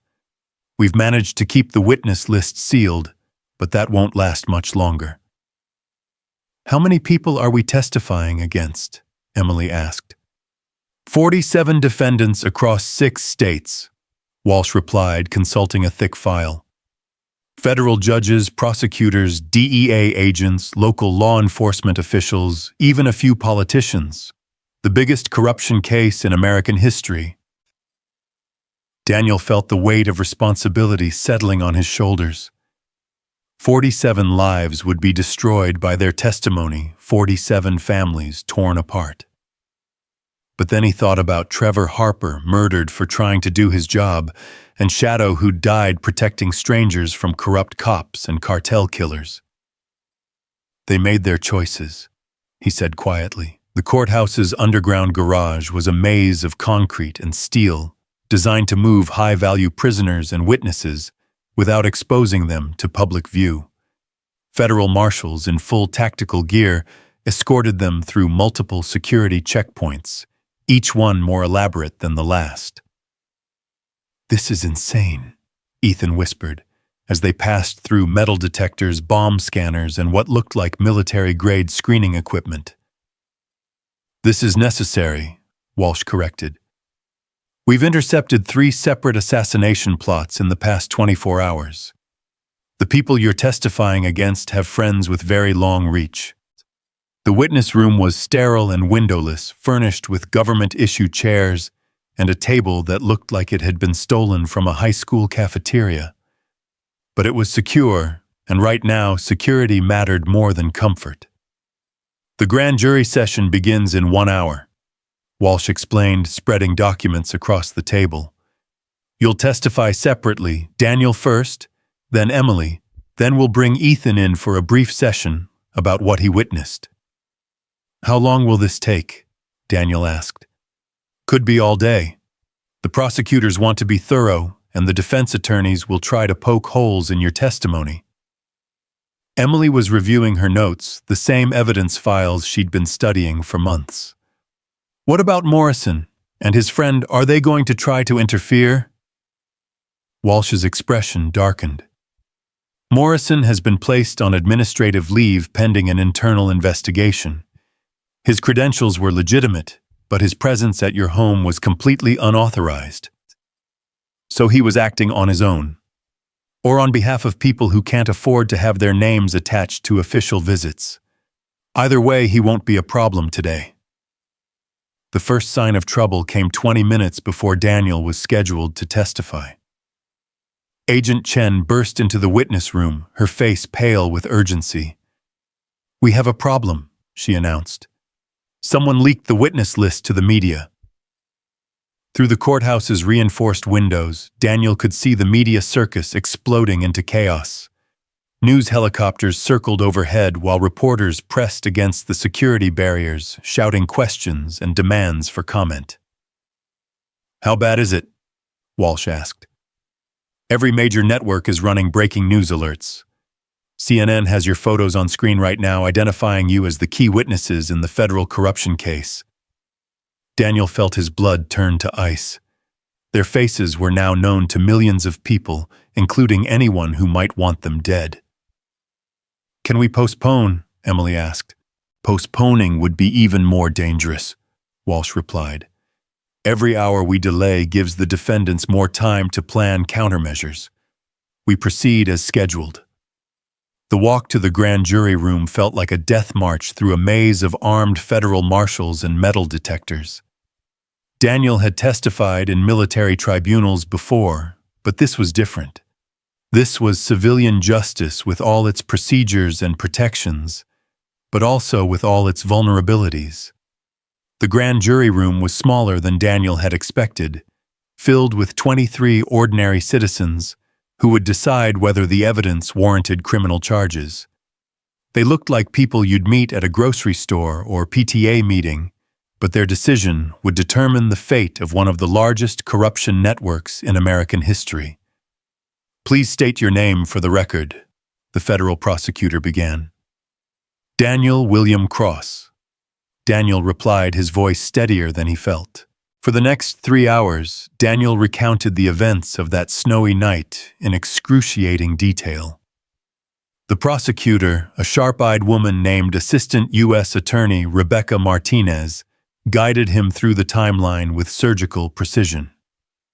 "Mr. Cross, when you discovered Officer Harper in the police cruiser, what was her condition?" "Unconscious, severely injured. Her leg was trapped under the dashboard, and she was bleeding from a head wound." "Did you observe any evidence that the crash was not accidental?" "Yes, the rear window was blown out from the inside, and there were impact marks on the bumper consistent with another vehicle ramming her cruiser." "What happened when you brought Officer Harper to your home?" Daniel described the firefight with Rodriguez and his deputies, the arrival of the cartel soldiers, the death of Shadow and the corrupt sheriff. The grand jurors listened with rapt attention, some taking notes, others simply staring in disbelief. "Mr. Cross, during the confrontation with Miguel Valenzuela, did he make any statements about the scope of his organization's corruption network?" "He said they owned everyone in Milbrook County. Sheriffs, deputies, even judges.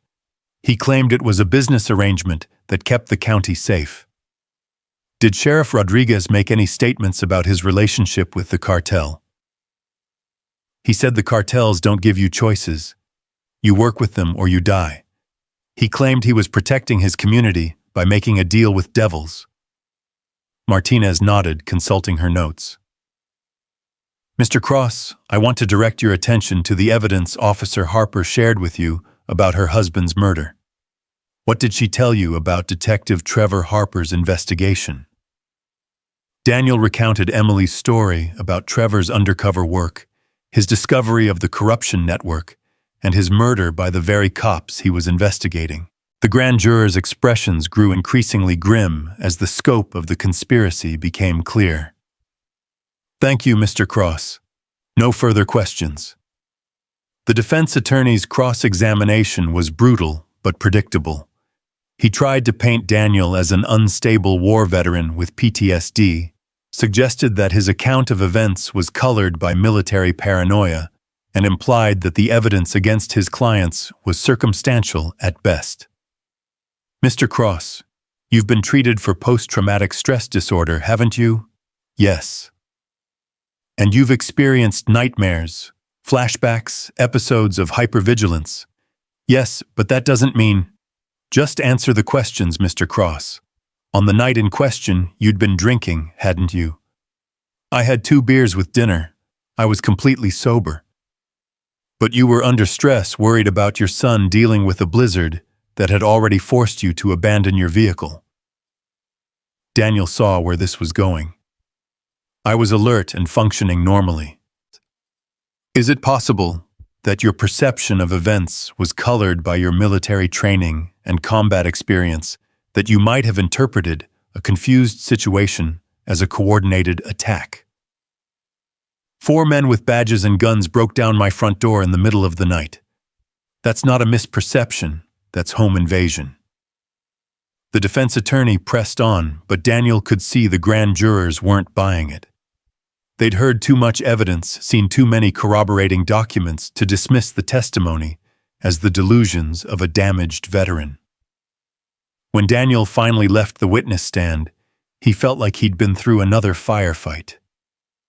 Emily was waiting in the hallway, and she squeezed his hand as he passed.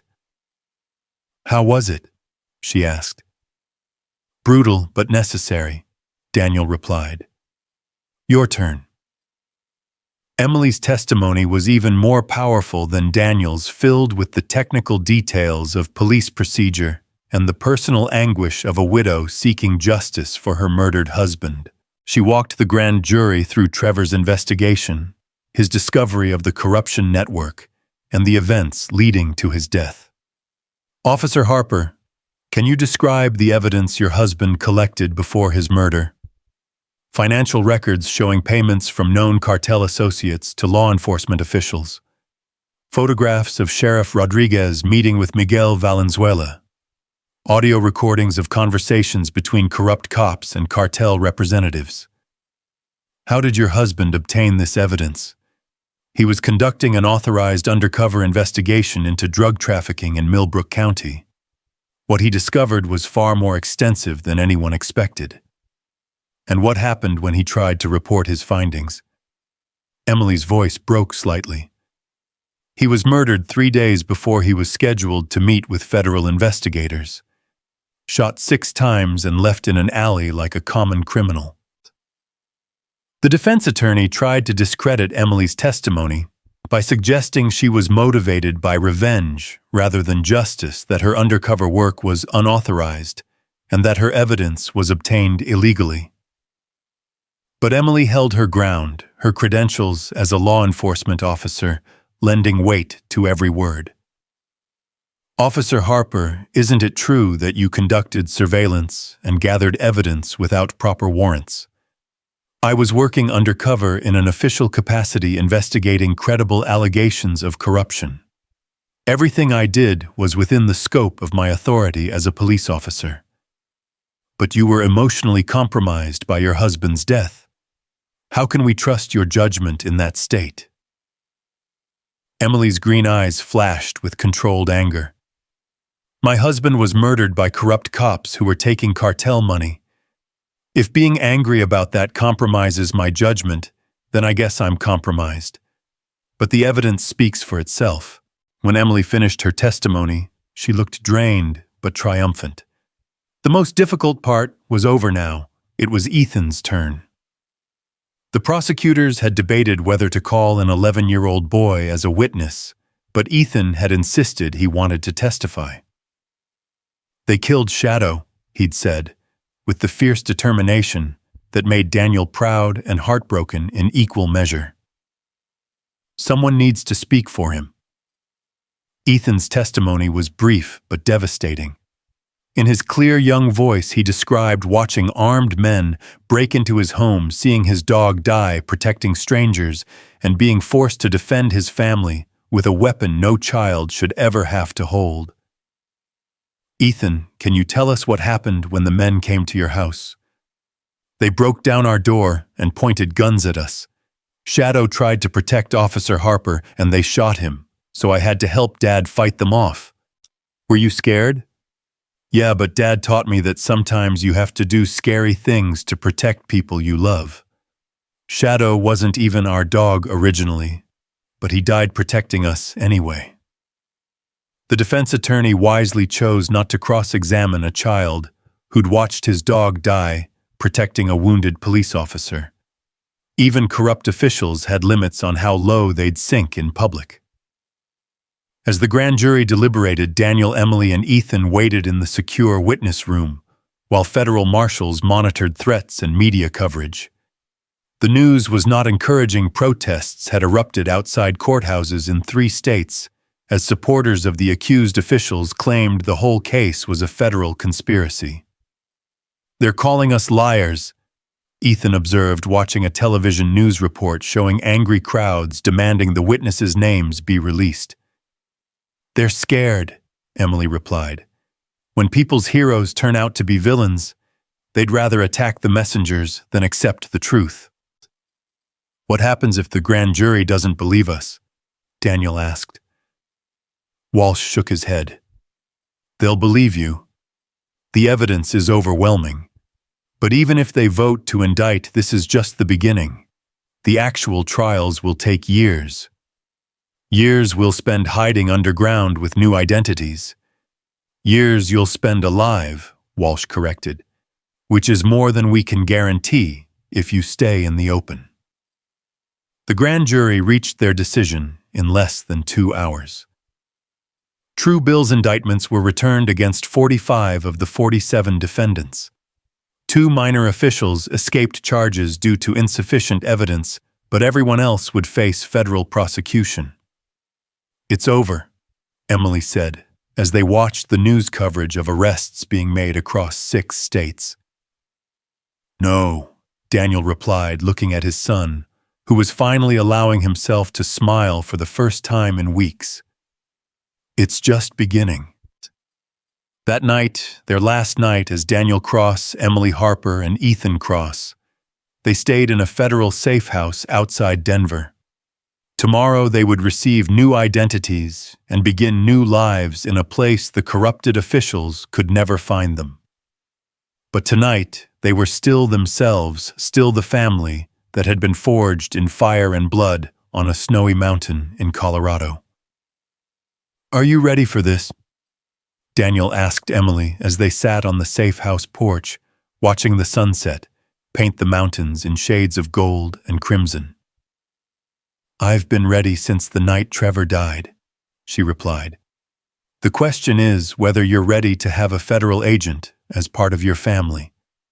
"Former federal agent," Daniel corrected. "And yes, I think I can handle that." Ethan joined them on the porch, carrying a small wooden box that contained Shadow's collar and tags. "Should we bury this with our old names?" Daniel considered the question seriously. Shadow had been part of their old life, but he'd also been the bridge between Emily's past and their shared future. The dog had recognized Emily as his former partner's widow and had died protecting all of them. "No," Daniel said finally. "Shadow comes with us. He's part of our family story, no matter what names we have." "Good," Ethan said, hugging the box to his chest. "He shouldn't be forgotten." Emily reached over and took both their hands, her fingers intertwining with theirs, in a gesture that felt like a promise. "Whatever happens tomorrow, wherever we end up, we're together. The 3 of us against the world." "The 3 of us," Daniel agreed. As the last light faded from the Colorado sky, they sat in comfortable silence, saying goodbye to the people they'd been, and preparing to become the people they needed to be. The war veteran, the wounded cop, and the brave boy who'd lost his dog were about to disappear forever. But somewhere else, under different names and in a different place, a family would begin again. They'd carry the scars of their old lives and the strength that had gotten them through the darkness. They'd remember Trevor Harper and Shadow the good cop and the loyal dog who died for justice. And they'd know that sometimes the greatest victory was simply surviving, to see another sunrise, to have another chance at happiness, to build something beautiful from the ashes of everything that had been destroyed. The next morning brought federal marshals with new documents, new identities, and a new future. As Daniel signed papers that officially ended his existence as Daniel Cross, he realized he wasn't losing himself. He was becoming someone new, someone shaped by everything he'd experienced, but not defined by it. Emily was already studying her new identification, memorizing the details of a life she'd never lived, but would now have to inhabit completely. Her new name was Sarah Mitchell, and according to her documents, she was a former insurance investigator with no connection to law enforcement. Ethan's new name was Michael Mitchell, and he was now Emily's adopted son rather than Daniel's biological child. The paperwork showing Daniel's new identity as Robert Mitchell, a former Army medic turned contractor, was impeccable. "The Mitchell family," Emily said, testing the words. "I like it." "Dad," Ethan said, then corrected himself. "Rob, that's going to take some getting used to." "We'll practice." "Daniel now," Robert replied. "We have time." Their new home was a small town in Montana, far enough from Colorado to be safe, but similar enough in climate and culture that they wouldn't feel completely displaced. Robert Mitchell had a job waiting at a veterans rehabilitation center. Sarah Mitchell would work for a local insurance company, and Michael Mitchell would attend the town's well-regarded middle school. As their transport vehicle pulled away from the safe house, Daniel took one last look at the Colorado mountains that had been his home for 15 years.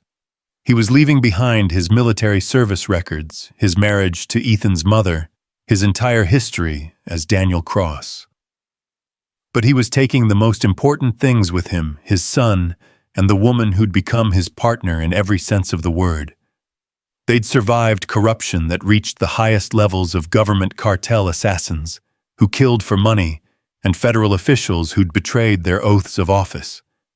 Whatever challenges Montana presented, they'd face them together. The town of Glacier Falls.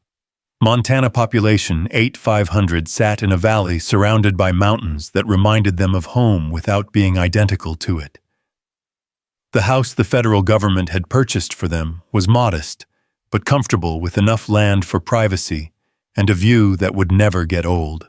"It's perfect," Emily, now Sarah, said as they walked through their new home for the first time. "Ethan can have a normal childhood here." "Michael," Ethan corrected automatically. "And I don't know if I'll ever be normal after everything that's happened." "Normal is overrated," Daniel now, Robert replied. "Besides, you're stronger than most adults I've served with.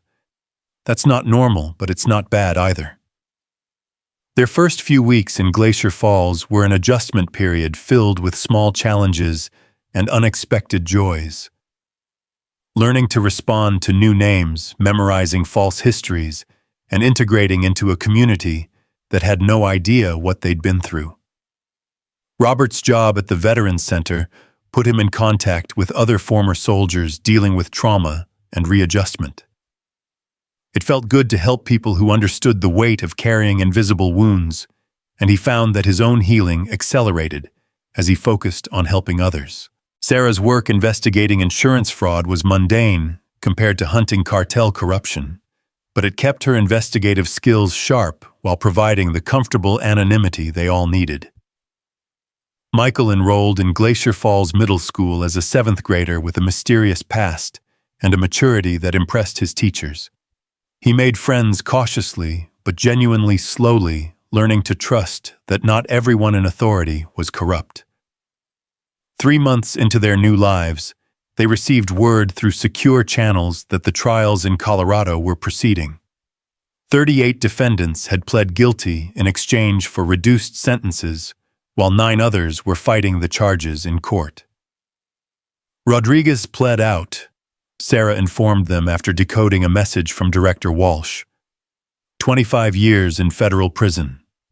Morrison got 15 years for obstruction of justice. "What about the judges and federal officials?" Robert asked. "Most of them took plea deals rather than face public trials.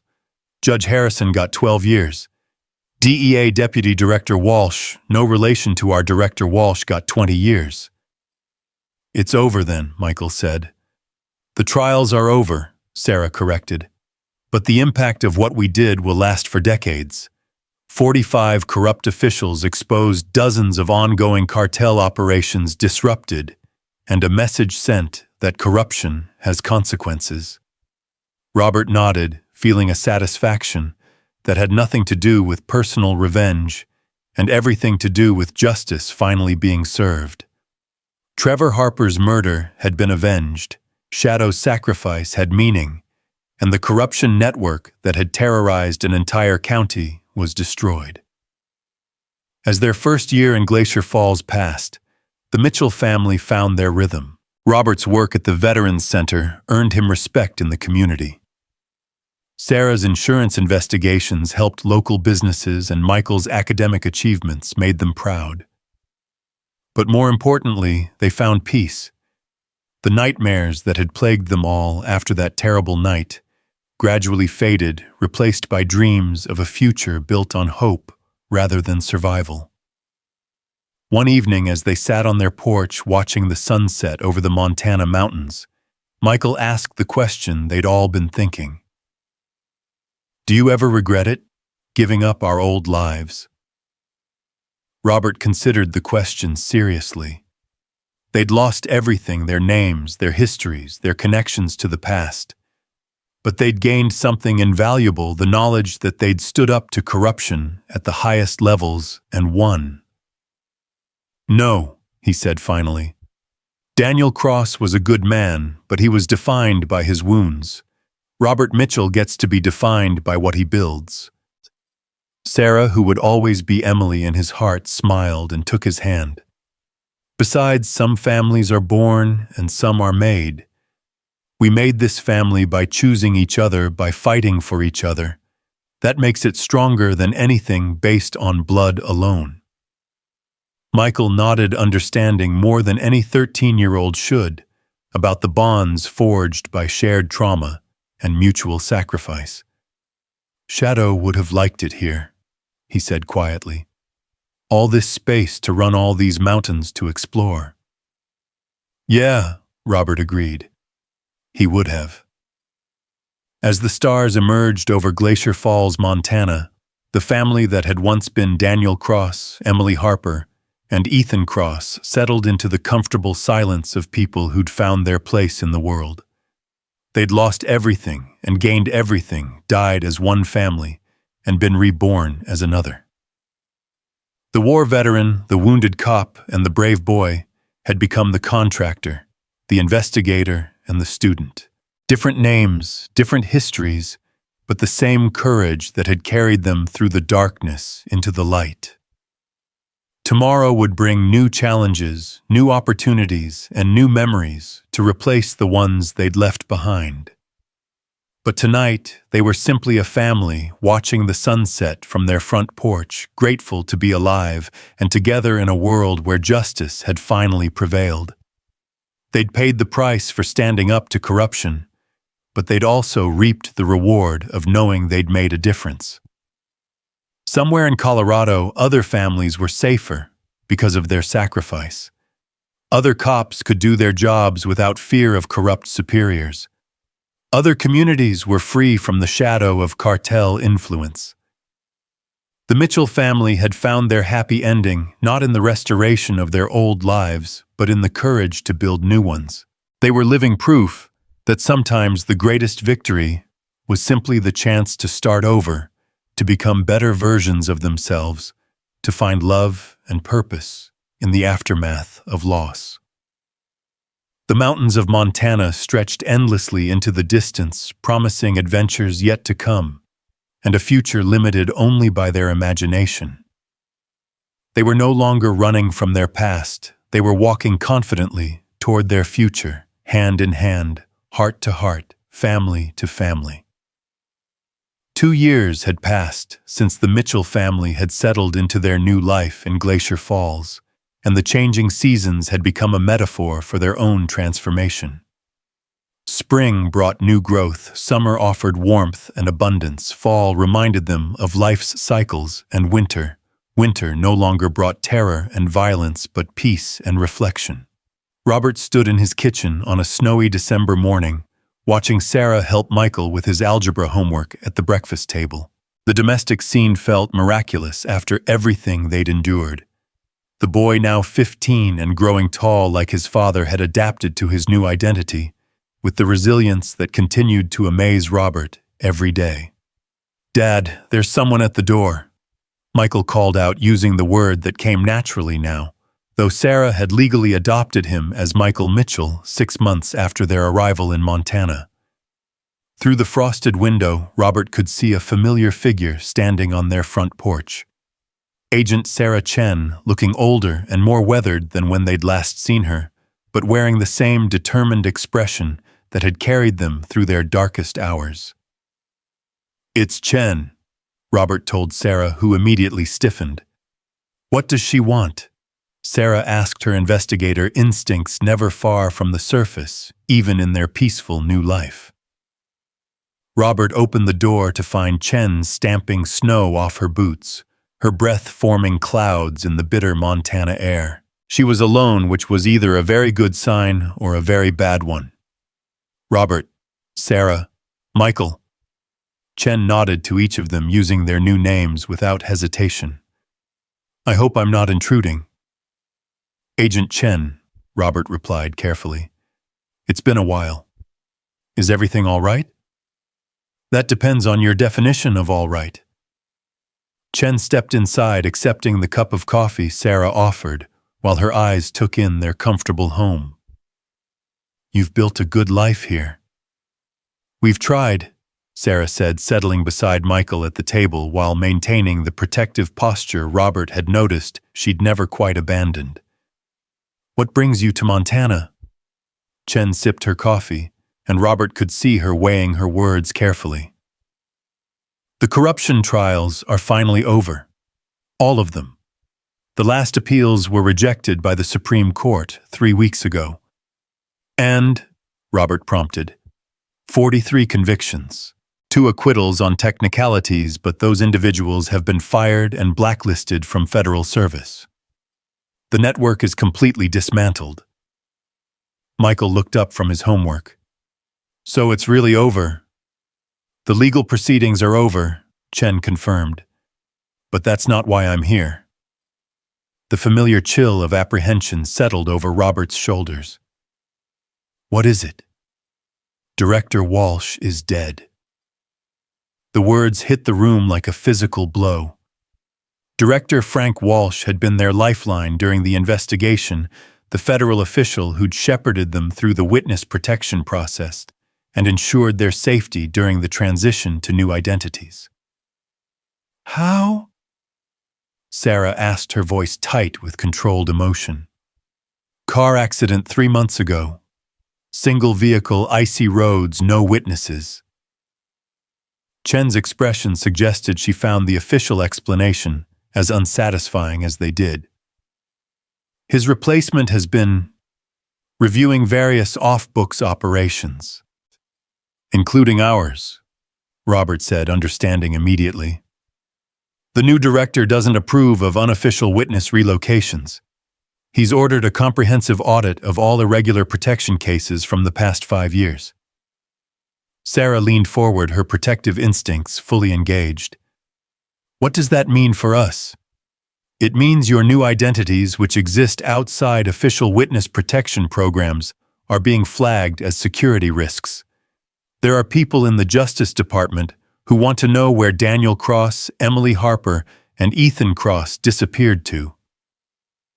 "But we're not those people anymore," Michael said, with the logic of someone who'd grown up understanding the importance of new identities. "Legally, that's correct," Chen agreed. "But practically, there are still people who remember your faces, people who might want revenge for the convictions your testimony secured." Robert felt the old familiar weight of impending danger settling on his family. "So what are you suggesting?" "I'm suggesting you have a choice to make." Chen reached into her briefcase and withdrew a thick manila envelope. "The official option is to enter traditional witness protection. New location, new identities, again, complete federal oversight." "And the unofficial option," Sarah asked, "you stay here. You keep the identities you've built. But you do it without any federal protection or support. If someone comes looking for you, you're on your own." The silence that followed was heavy with implications. Robert looked around at the life they'd built in Glacier Falls, their home, their jobs, Michael's school, and friends. The thought of starting over again, of forcing their son to abandon another identity and another community, felt like a form of torture. "There's a third option," Chen added quietly. "One that Director Walsh arranged before his death, though it wasn't in any official files." "What kind of option?" Chen opened the envelope and spread its contents across their kitchen table. Legal documents, financial records, and official-looking certificates that Robert didn't immediately recognize. Full pardons for any irregularities in your identity changes signed by the previous Attorney General before he left office. Legal recognition of your new identities as legitimate. And, Chen smiled for the first time since arriving, a rather substantial reward payment for your service to the federal government. Sarah picked up one of the financial documents, her eyes widening as she read the numbers. This is $3 million. Compensation for your undercover work, Emily. Sarah. Hazard pay for extraordinary service to federal law enforcement. Plus damages for the loss of your previous life and property. Robert stared at the documents, hardly believing what he was seeing. This makes our new identities completely legal. More than legal. Official. The Mitchell family exists in every government database with complete histories going back decades. Birth certificates, school records, military service, documentation for Robert law enforcement, credentials for Sarah. Everything. Michael was reading over Sarah's shoulder, his mathematical mind quickly grasping the implications. "We're real now. Officially real." "You were always real," Chen corrected gently. "But now you're also legal." The relief that washed over Robert was so intense it left him dizzy. For 2 years they'd lived with the constant fear that their new identities might be discovered, that some bureaucratic investigation might expose them and force them to run again. "Why?" he asked. "Why did Walsh do this?"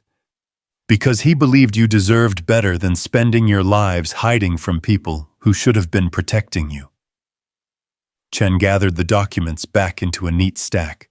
"And because he knew there might come a time when the official system would try to betray you again." Sarah was studying the legal pardons with the eye of someone who'd spent years investigating fraud. "These are legitimate. Federal court stamps, proper signatures, completely legal." "Walsh had powerful friends in the Justice Department," Chen explained. "People who believed in doing the right thing even when it wasn't politically convenient. They made sure your sacrifice wouldn't be forgotten or discarded." "What about you?" Michael asked Chen. "Are you in trouble for bringing us this, Chen's smile was sad but genuine. "I'm retiring next month. 25 years with the Bureau, and I'm tired of fighting corruption from the inside. There's a private investigation firm in Seattle that's offered me a partnership." "Will you be safe?" Sarah asked with genuine concern. "Safer than I've been in years. The corruption network you helped expose had tentacles everywhere, including the FBI. With them gone, the Bureau is actually functional again." As Chen prepared to leave, she turned back to the family that had sacrificed everything to do the right thing. "You should know," she said quietly, "that your testimony didn't just convict corrupt officials. It saved lives. The drug interdiction operations that have been conducted since the network was dismantled have prevented an estimated 2,000 overdose deaths. The honest cops who can now do their jobs without fear have solved hundreds of cases that were being buried by corruption." "And Trevor," Sarah asked, "has he been recognized?" Detective Trevor Harper was posthumously awarded the Medal of Valor, the highest honor for law enforcement officers killed in the line of duty. There's a memorial in Denver with his name on it, honoring officers who died fighting corruption. Sarah's eyes filled with tears, the first time Robert had seen her cry since those terrible first weeks after the courthouse testimony. But these were tears of relief and closure, not grief and anger. "He would have been proud of you," Chen told her. "All of you. You finished what he started." After Chen left, the Mitchell family sat around their kitchen table looking at the documents that had officially made them real. The financial compensation would secure Michael's college education and their retirement, but more importantly, the legal recognition meant they could stop looking over their shoulders. "So, what now?" Michael asked. "Do we stay here? Do we go somewhere else? Do we tell people who we really are?" Robert considered the questions seriously. They had choices now, real choices, not just survival decisions. They could stay in Glacier Falls and continue building their life as the Mitchell family, or they could move somewhere new and start fresh with their official identities. "What do you want to do?" he asked his wife and son. Sarah took his hand, her engagement ring purchased under their new names, catching the morning light. They'd been married 6 months earlier in a small ceremony at the Glacier Falls courthouse, making their family legal as well as emotional. "I want to stay here," she said. "This is home now. These are our friends, our community. The Mitchell family belongs in Glacier Falls." "Even though we could go anywhere, be anyone, especially because we could go anywhere," Michael added. "We're choosing to stay here because we want to, not because we have to. That makes it different." Robert nodded, understanding. The difference between hiding and choosing was everything. They weren't the Mitchell family because they were running from Daniel Cross, Emily Harper, and Ethan Cross. They were the Mitchell family because they'd chosen to become those people. "There's something else," Robert said, pulling out a letter he'd been carrying for weeks, but hadn't known how to share. "The VA hospital in Billings offered me a position as head of their PTSD treatment program. It would mean more money, more responsibility, a chance to help more veterans." "That's 2 hours away," Sarah pointed out. "Which is why I turned it down. But now—" Robert gestured to the legal documents that had changed everything. "Now we have options. We could move to Billings, or I could commute a few days a week, or we could stay here and I could consult with them remotely." "What do you want to do?" Sarah asked, echoing his earlier question. Robert looked around their kitchen, taking in the family photos on the refrigerator. The homework scattered across the table, the comfortable clutter of a home that was truly lived in. This house had given them sanctuary when they needed it most, and Glacier Falls had provided the anonymity that allowed them to heal. But they were healed now, or as healed as they were going to get. The nightmares were rare, the hypervigilance had faded to normal caution, and the fear that had dominated their first year in Montana was gone. "I want to help more people," he said finally. "Veterans who are dealing with what I dealt with. If I can use what I've learned to help them find their way back to normal life." "Then that's what we'll do," Sarah said immediately. "We'll figure out the logistics later." Michael was already calculating possibilities. "Billings has a good high school, strong math and science programs, and it's not so far that we couldn't come back to visit." "You'd be willing to move again?" Robert asked his son. "Dad, I've learned that home isn't a place, it's the people you're with. As long as we're together, we can make anywhere home." The wisdom in those words, spoken by a 15-year-old who'd lost and found more than most adults, struck Robert with overwhelming pride and love. His son had learned the most important lesson life could teach, that family was the foundation everything else was built on. "Besides," Michael continued with a grin that reminded Robert of the boy's mother, "it'll be fun to be the new kid again. Except this time I'll actually be Michael Mitchell from the beginning." 3 months later, the Mitchell family packed their belongings into a moving truck for the second time in 3 years. But this move felt completely different from their desperate flight from Colorado. This was a family choosing their next adventure, not refugees running from danger. The veterans at the rehabilitation center in Glacier Falls threw Robert a going-away party, and the insurance company gave Sarah a glowing recommendation letter for her new position with a Billings firm. Michael's classmates signed his yearbook and promised to stay in touch through social media. "It's weird," Michael observed as they drove away from Glacier Falls toward their new home in Billings. "I'm actually sad to leave, but excited about where we're going." "That's what normal feels like," Sarah told him. "When you're not running from something, you can actually look forward to what's coming next." Robert caught her eye in the rearview mirror and smiled. Sarah Emily had come so far from the wounded, desperate woman he'd pulled from a wrecked police cruiser 4 years earlier. She'd found justice for her husband, peace for herself, and love with a new family that had chosen her as completely as she'd chosen them. Their new house in Billings was larger than their home in Glacier Falls, with enough space for Robert's home office and Sarah's investigation work. Michael's room had windows facing the Yellowstone River, and he'd already identified the best spots for fishing and hiking. But the most important addition to their new home was in the backyard, a small memorial garden where they'd finally been able to properly honor Shadow's memory. The German Shepherd's collar and tags were mounted on a stone marker, along with a plaque that read, "Shadow, loyal partner, faithful friend, true hero." "He would have loved it here," Michael said as they stood in the garden on their first evening in the new house. "Yeah," Robert agreed. "He would have." Robert's work at the Billings VA hospital was everything he'd hoped for and more. His experiences both in combat and in surviving the corruption conspiracy gave him unique insights into helping veterans who felt lost and betrayed by the systems that were supposed to protect them.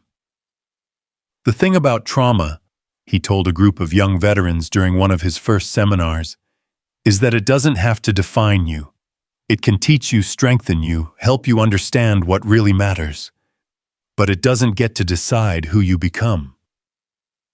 The veterans listened with the attention of people who recognized someone who'd walked the same dark paths they were navigating. Robert's credentials were impressive, but his authenticity was what reached them. "I'm not going to tell you it gets easier," he continued, "but I will tell you it gets different. The weight doesn't disappear, but you get stronger, and eventually you realize you can use that strength to help other people carry their own weight." After the seminar, a young Marine approached Robert with the same haunted look Robert remembered seeing in his own mirror years earlier. "Sir, my unit was ambushed in Afghanistan. I was the only survivor. How do you deal with that kind of guilt?" Robert looked at the young man and saw himself at 22 broken and angry and convinced that survival was somehow a betrayal of the dead. "You honor them," Robert said quietly. "You live the kind of life they would have wanted to live. You become the kind of person they believed you could be, and you help other people do the same thing." "But what if I don't know how?" "Then you learn. You ask for help. You accept that healing is a process, not an event. And you remember that asking for help isn't weakness. It's the first step toward becoming strong enough to help others." The conversation reminded Robert of his own journey from broken veteran to functioning family man to someone who could help others navigate their own darkness. The path hadn't been straight or easy, but it had led him to exactly where he needed to be. Sarah's work investigating insurance fraud had evolved into something more significant as well. Her law enforcement background and investigative skills had attracted the attention of federal agencies dealing with white-collar crime, and she'd been offered consultant positions on several high-profile cases. "It's funny," she told Robert over dinner one evening.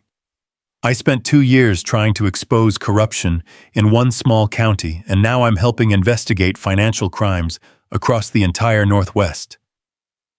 "Do you miss the badge?" Michael asked. Sarah considered the question seriously. "I miss the authority it gave me to help people. But I don't miss the politics, the bureaucracy, or the constant worry about whether my colleagues were honest. You're still helping people, Robert pointed out, just in a different way. And I'm doing it on my own terms with people I trust completely. She smiled at her family. That's worth more than any badge. Michael's adjustment to his new school and identity had been remarkably smooth. At 15, he was confident enough in who he was to handle the normal challenges of being a teenager without the additional burden of maintaining a false identity. It's weird, he told his parents after his first month at Billings High School. I keep waiting for someone to ask me about my past or why we moved here. But nobody really cares. They just accept that I'm Michael Mitchell from Montana. That's because you are Michael Mitchell from Montana, Sarah reminded him. That's not a false identity anymore. That's who you chose to become. Sometimes I wonder what would have happened if Agent Chen hadn't brought us those papers. If we'd had to keep living as unofficial people. We would have made it work, Robert said with confidence. We've made everything else work. But this is better. Yeah, Robert agreed. This is better. The 5th anniversary of that terrible night in Colorado arrived without fanfare.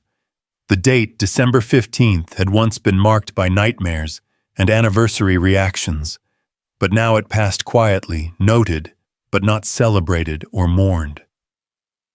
5 years, Sarah said, as they sat on their back porch watching snow fall over Shadow's memorial garden.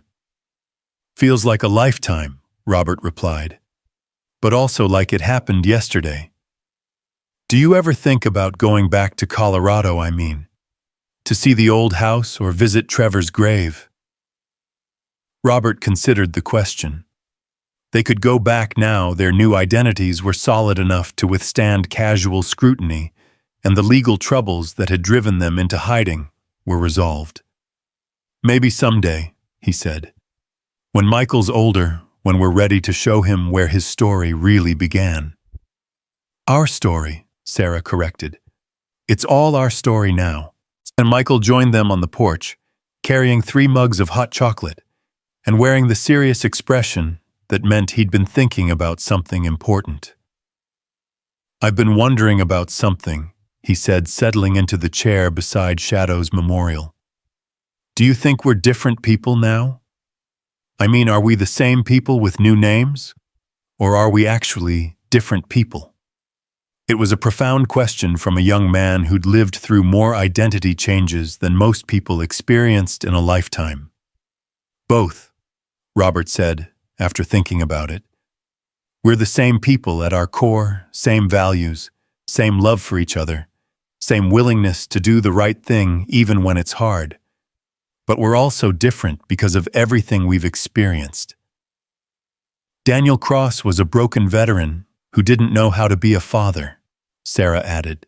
Robert Mitchell is a healed veteran who's learned that strength comes from vulnerability and that family is the most important mission you can have. Emily Harper was a woman consumed by grief and the need for revenge, she continued.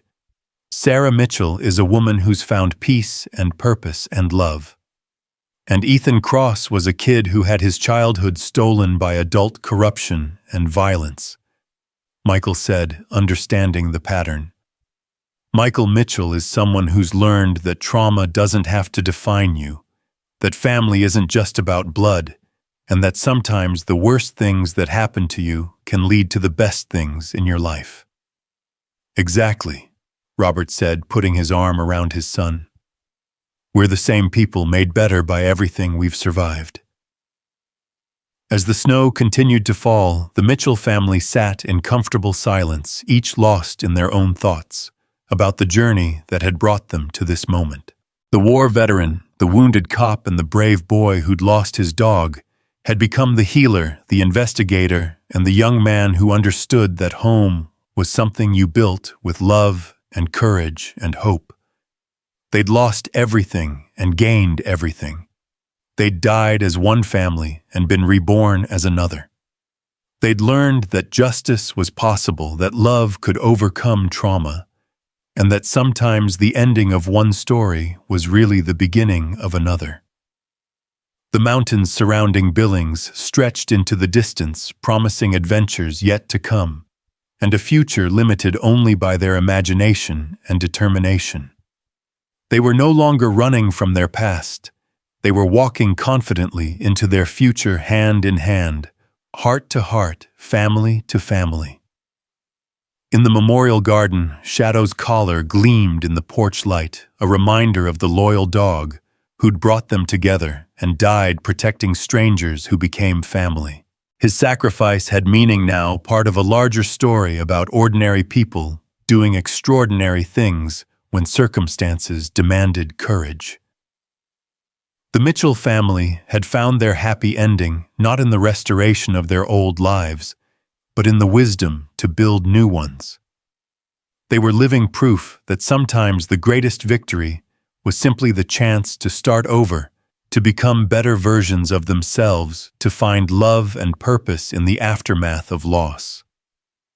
Tomorrow would bring new challenges, new opportunities, and new memories to add to the collection they'd been building together. Robert would help more veterans find their way back to life. Sarah would investigate crimes and protect innocent people from predators, and Michael would continue growing into the remarkable young man his experiences had shaped him to become. But tonight, they were simply a family watching the snow fall, grateful to be alive, and together in a world where justice had finally prevailed. They'd paid the price for standing up to corruption, but they'd also reaped the reward of knowing they'd made a difference. Somewhere in America, other families were safer because of their sacrifice. Other cops could do their jobs without fear of corrupt superiors. Other communities were free from the shadow of organized crime. The snow continued to fall, covering the world in pristine white, and the Mitchell family sat together in the peace they'd earned through fire and blood and unwavering love. They were home, not the home they'd been born into, but the home they'd chosen to create. And in that choice, in that determination to build something beautiful from the ashes of everything that had been destroyed, they'd found the most important truth of all: that family was stronger than corruption. Love was more powerful than fear, and hope was the one thing no enemy could ever truly defeat. The story that had begun in a blizzard with a dying police officer and a loyal dog had become something much larger, a testament to the power of ordinary people to stand up to extraordinary evil and win. Not just survive, but win. Not just endure, but thrive. The Mitchell family had found their forever, and it was everything they'd ever dared to hope for, and more than they'd ever thought possible. In the end, that was enough. That was everything.